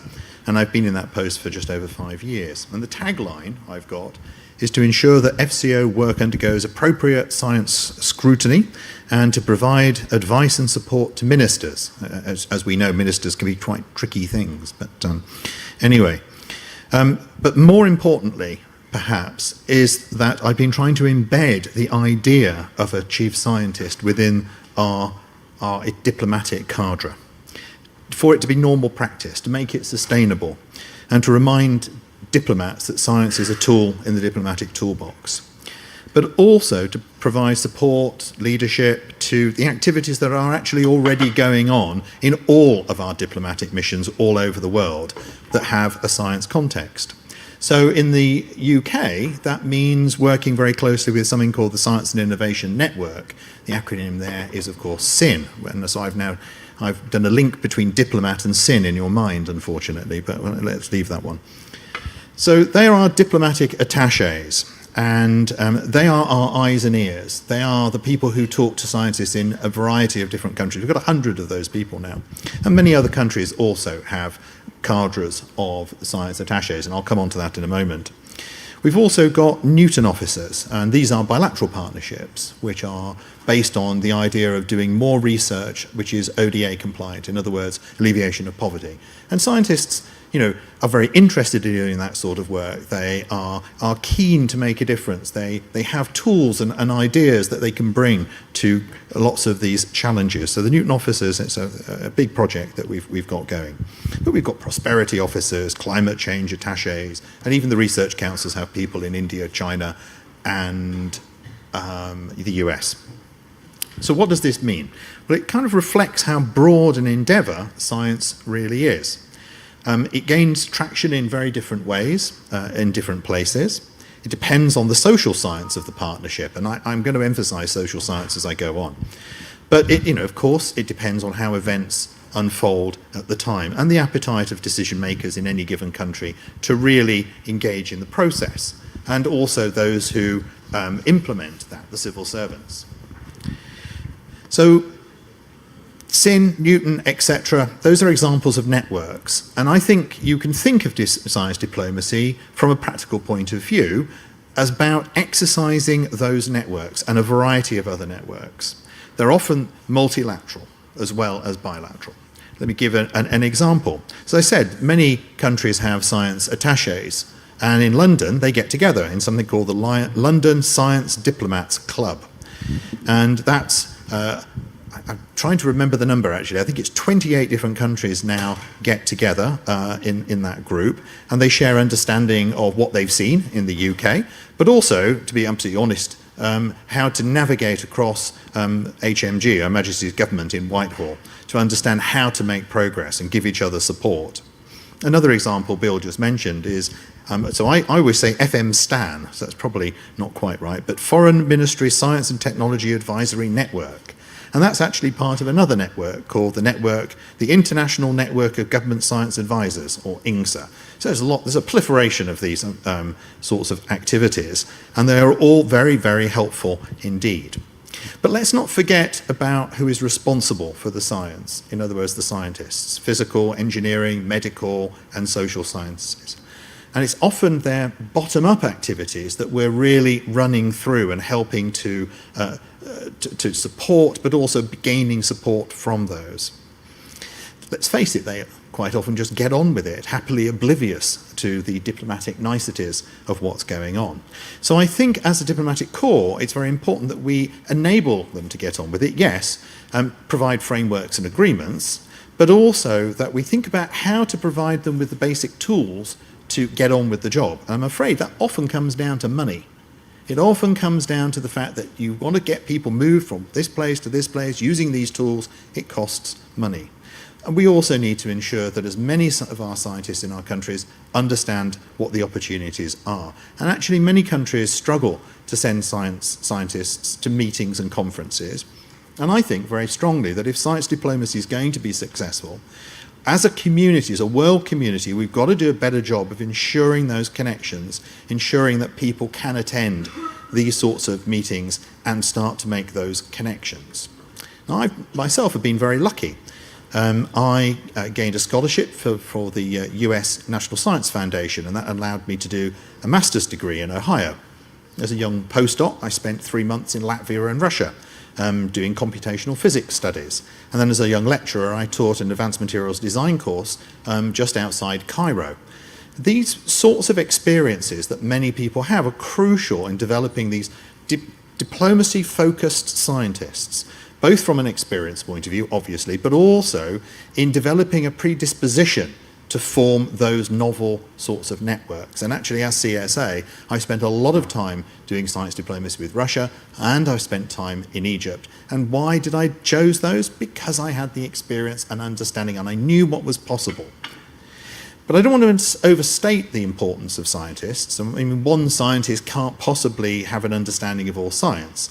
And in fact, they can quite often be quite snobby. I think there's a famous quote, isn't there, by Ernest Rutherford, that there are two sorts of science, physics and stamp collecting. Although I think he got the Nobel Prize for chemistry, but anyway, nevertheless. So it's the appreciation of the role of science in society broadly, and an appreciation of how it can support diplomatic activity that's crucial. And this means education. It means giving people the opportunity to understand and develop those skills. And actually, Bill, I think the AAAS and your activities in the AAAS have been absolutely crucial in this regard, and it would be wonderful to see them replicated in many other countries. So let me summarize. You'll be glad to know. Recently there was a paper by Peter Gluckman, who's the New Zealand chief scientist, Vaughan Trevekian, who was in the State Department, Kishi-san in Japan, and myself, published in that journal, Science and Diplomacy. There it is. You can come and collect a copy later. We didn't do this on purpose, by the way. He really did actually have this purely by coincidence. And the title is Science Diplomacy, A Pragmatic Perspective from the Inside. And we try to offer some definitions, but cut the definitions cake in a slightly different way. The traditional way is science in diplomacy, science for diplomacy, and science and diplomacy for science. But we've thought of it from that practical point of view, and we have three things. Actions that are designed to directly advance a country's national needs, actions designed to address cross-border interests, and actions primarily designed to meet global needs and challenges. And there are many different ways of cutting these definition cakes. They're helpful, they allow us to frame discussions, but actually the key issue is that we find ways to ensure that science diplomacy is more than the sum of its parts, so that we realize the synergy inherent in the scientific endeavor. Thank you very much. Thank you very much, Robin.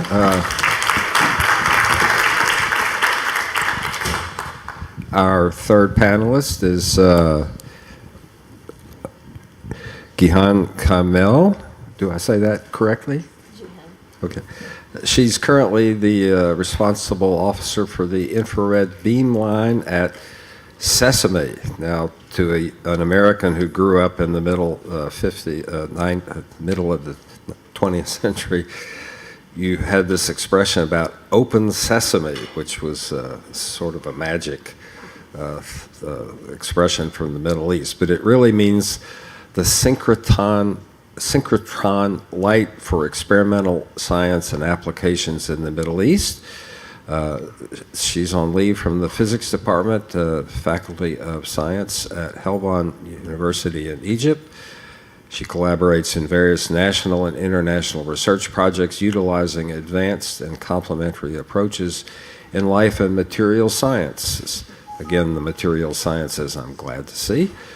She's also focused on developing the state of scientific research among under and postgraduate students through her membership in the Technology Transfer Office Advisory Board, or TTO. So, Kihan, over to you. Thank you. Thank you also for the CTBTO for inviting me to talk about Sesame. Last time I met Dr. Zerbo was in Jordan at the World Science Forum, and it was at the Dead Sea. And if you know that Dead Sea is the lowest point on Earth. And concluding my talk about Sesame at the forum, remember that I said from the lowest point on Earth, the only way is up. So it became something like a slogan. Whenever I speak about Sesame, I say that. As it's becoming obvious now that Sesame light source, simply it's a particle accelerator in the Middle East. It's the only one. If you get to know that there are more than 60 similar facilities all over the world, but Sesame is the first one in our region. And I'm a Mediterranean, I'm Egyptian, I'm living in Jordan for 3 years now. I moved from Italy, I was exposed to different cultures, different nationalities and different religions. Somehow Sesame is confining all these boundaries that we keep putting for each other.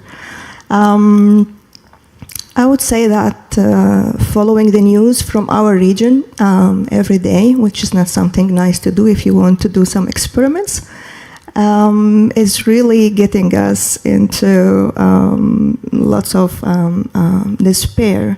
There are lots of choices, not lots of chances. So everyone is trying to escape. Everyone is doing his or her own way of escaping. We decided to escape by doing science. We escape by doing experiments. We work in physics, in chemistry, biology, medicine. It's not that we don't care of what's happening around. It's because we do care we are doing what we are doing. Because sometimes when I say that, we Sesame people, either us who are Sesame staff working at the facility, or our community, those come every year for our annual meeting, or people who are supporting us from all over the world, it's sometimes shocking for many people when I say that the members of these particle accelerators are the following, without any alphabetical order for now. There are Cyprus, Egypt, Jordan, Palestine, Israel, and Iran, and Turkey, and Pakistan. Those are the members, those are taking full control of the facility. And Sesame Council is composed of representatives of all these members, all these countries. And we have observers from all over the world. Those are giving us support in the terms of scientific, technical support, not political or diplomatic support, because this is something that we don't do at Sesame. And as we are not politicians, we are not diplomats, so we don't know tactics. We know just how to prepare a sample and to do some measurements, get some results, and publish them, hopefully in Nature or something like that. But we decided somehow to put our conflicts aside. We don't care about our nationalities or our differences. Those are a lot if you would consider all these people coming from across the region to one place doing experiments there. I would say that we decided to do something useful in our region. Instead of keep complaining either to ourselves, to our diplomats on the social media, and instead of protesting in vain in the streets asking for something, we decided to look somehow on the positive side, and we tried to use our own capacities, the things that we are able to do, and we are scientists and engineers and technicians, so we use the language, a neutral language that all of us understand, all of us can accept the differences everyone can accept the other without thinking of the diplomatic relations between our governments, what's going on in the region now, who's fighting with who. We just put these things aside. And again, I'm saying that it's not that we're putting them aside because we don't care. We put them aside because we care. And I believe that from my experience in Sesame for some years, that Sesame is succeeding because of us, because of the people. It took almost 20 years to bring Sesame into operation. And recently it's operated now with beam lines, that is simply techniques using infrared and X-rays radiation. Applications are so wide. But the nice thing is that it's exceeding science. It's something beyond science. It's science and peace, understanding, and it's something that we don't find in our normal life, but somehow we can find it for some hours, some weeks, some months. I don't know how long we'll be going. I always remember a very strange question from a journalist after one talk is that, don't you expect terrorists to attack you at Sesame soon? And I said, okay, terrorists are everywhere, not only for Sesame, but we cannot expect that. If they decide to attack us, then okay, it will happen. But until it happens, if it will happen, we keep going and we will not stop. I think our region needs us instead of keep flowing to Europe and all over the world to look for a better life, a better facility. We decided to stay in our region, to come back to our region. And I would just tell you that something that could take one day for any scientist in Europe that is in my position, I could take 1 month to do it.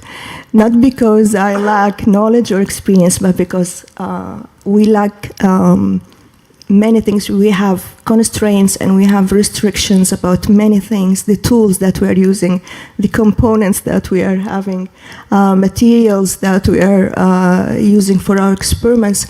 And it's all again about the region and about the politics, about the diplomacy. But let's hope for a better future and let's use science. Thank you.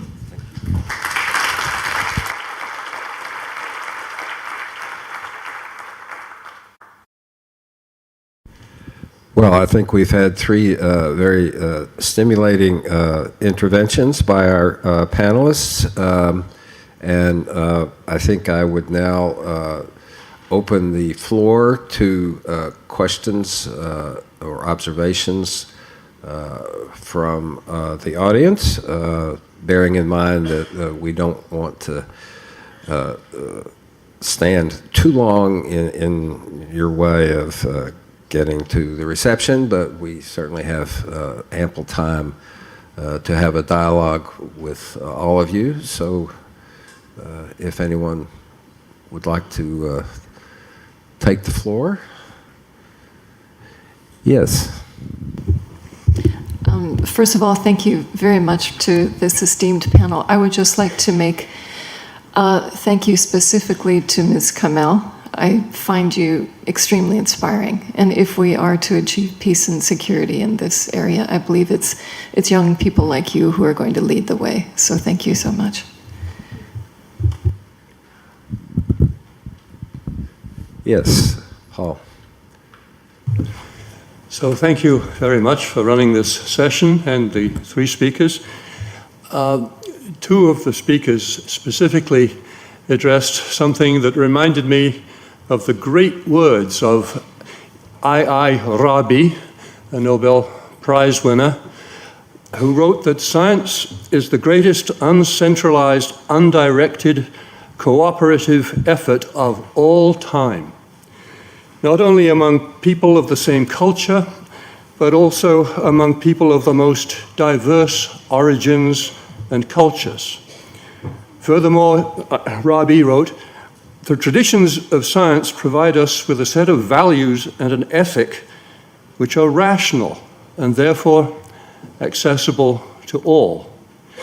I'm a seismologist, and on the question of working with other countries, it is essential to my science that we acquire measurements all over our wonderful planet from different platforms, that's to say different countries around the world, as we engage in the technical work of the CTBTO, and it's a dual-use technology for purposes of understanding seismic hazard and the internal structure of our planet. Rabi went on to say, the universal respect in which science is held by people who differ extremely in other matters indicates that the scientific tradition can become a means to bring nations of the world together for peace and cooperation. Now, in the 1970s and 1980s, when I was a very young professor at Columbia University, I had the great pleasure of working with Rabi, one of the most senior professors in the whole United States, during a time in the United States of the nuclear freeze movement, which is history now. But at that time, as a seismologist, I never thought that in my lifetime we would ever achieve a comprehensive testban treaty. I worked with Paul Nitzer and with others, and he could see this vision that one day it would happen. And now we have the text of that treaty, signed by more than 180 countries, though still not in effect. It has achieved an enormous reduction in the practice of nuclear testing in my lifetime, but we are not yet finished. So I appreciate the opportunity to describe one of the main themes of your session. Thank you, Paul. Yes, Robert.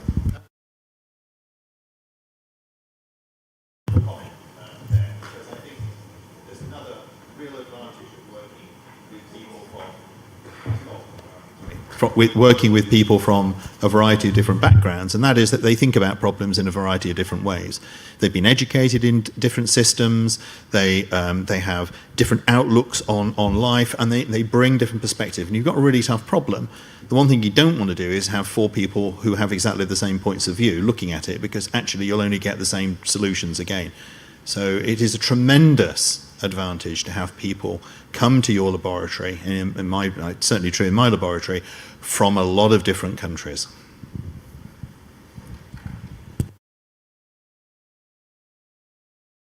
Other observations, comments? I have one, I think, that has come in to us from our online participants.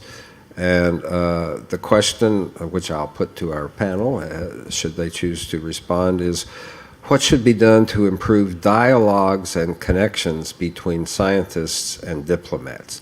Well, I think we've already heard a lot about that, but if any three of you want to add to that? I just might mention that in terms of dialogue between scientists and diplomats, and in fact, Robin mentioned it, one of the things that has, I think, made an important advance in the United States in terms of having young people young scientists learn what it's like to actually serve in government and deal with policymakers and diplomats, is a fellowship program through the American Association for the Advancement of Science. It's now over 45 years old. I was a AAAS fellow working in the U.S. Congress back in the mid-1970s. I think there were only 8 of us then. Now there are roughly 250 that serve in over a 2-year period. They serve in all agencies of the U.S. government. In the State Department, there are roughly 70 or 80 former fellows who are now civil servants in the State Department. So it really has helped to increase the scientific and technological capacity, the human capacity inside our government agencies, having a fellowship program that's brought bright young and mid-career scientists and engineers to actually experience what it's like to work inside the government on these types of issues. We've also been called the diplomatic academy in the Foreign Office in the UK, and we now have modules on science and science diplomacy on that. So I think the answer is similar. Get them when they first join, and start the indoctrination process on science early.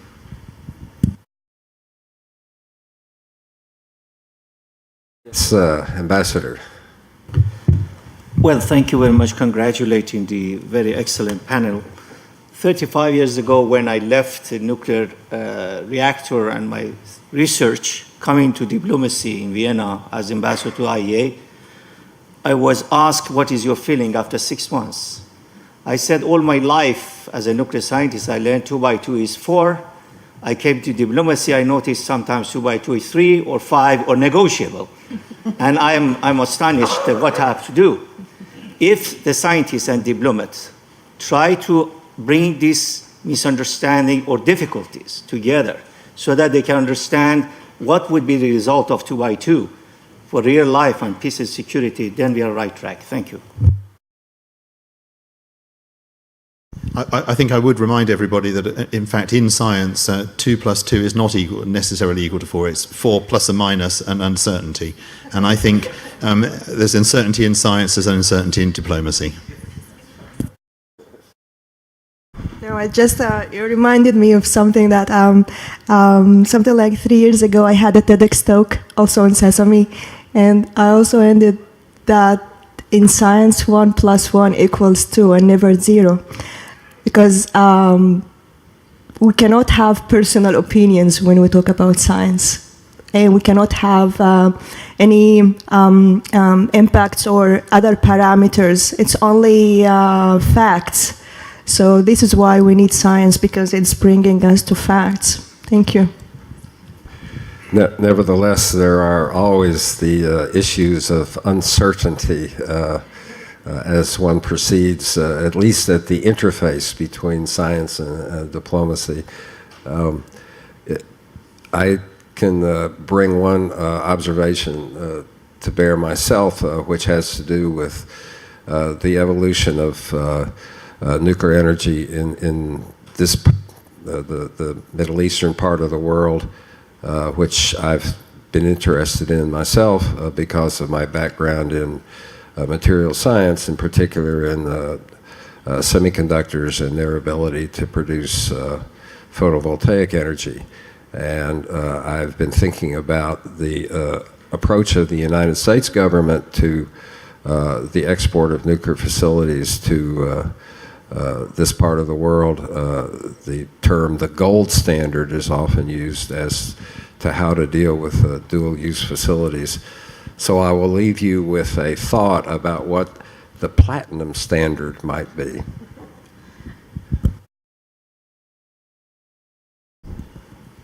Well, if there are no other, yes.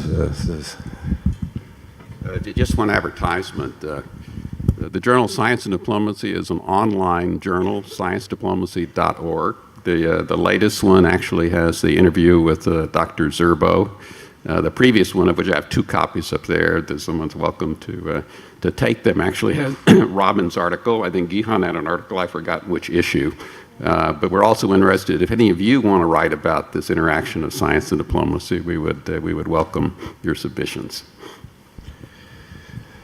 Well, let me ask our panelists, beginning, let's say, on the left, if they have any final observations they would like to make, and then I think we can probably adjourn our panel on time. So, Robin? I don't have anything specific, to be honest. Sorry. Okay, no, it's all right. Cahill, anything? Just a request for everyone who's working in this field, because I'm a pure scientist. I don't know how these things are going. Just as long as others are fighting for wars and conflicts, I wish that we keep fighting for peace. And we cannot do this without your support. Thank you. Yeah, let me just mention again the UN 2030 agenda and the role of science, technology, and innovation. Each year there is an STI, Science, Technology, Innovation, STI forum that's held at the UN. It occurs in June. It actually feeds into the high-level political forum, which actually reviews progress on the SDGs. I think it was a stroke of genius that the UN said that the UN's had to really help strengthen the science policy interface if we are going to make progress on the Sustainable Development Goals. So, any of you that are interested in your delegations actually in New York at the UN, the STI Forum is a multidisciplinary forum, multi-stakeholder, so it's not just representative of governments, it also includes representatives of universities, from industry, from civil society, and we're all trying to work together to see if we can maximize what science, technology, innovation can do to advance the 17 SDGs. Well, I have some memory from an earlier part of my life in learning about how modern science evolved in the West. And one of the things that I learned was that it was because of the Arab world that the wisdom of the ancient world of Greece and Rome was brought forward into the West, I guess toward the end of the Middle Ages, through the preservation of that wisdom in the Arab world and its transmission then into the West. So it's a good thing now, I think, if there's some reverse flow of that into the Middle East through Sesame, and let's hope further endeavors along those lines, all wrapped up in the sort of the current diplomatic structure underwritten by the UN Charter. And for those of you who haven't read it recently, I had to do so for the course I was teaching on mass destruction weapons at Georgetown University to people studying diplomacy. And it's really quite instructive to read what the UN Charter has to say about dealing with peace and security issues in a completely global framework, where the intersections between states become really secondary. I think this has been honored in the breach over the past decades, but it's certainly not too late to start again, and let's hope that science can make a strong contribution to global diplomacy. So thank you all for coming. Thank our panelists, and then we can adjourn.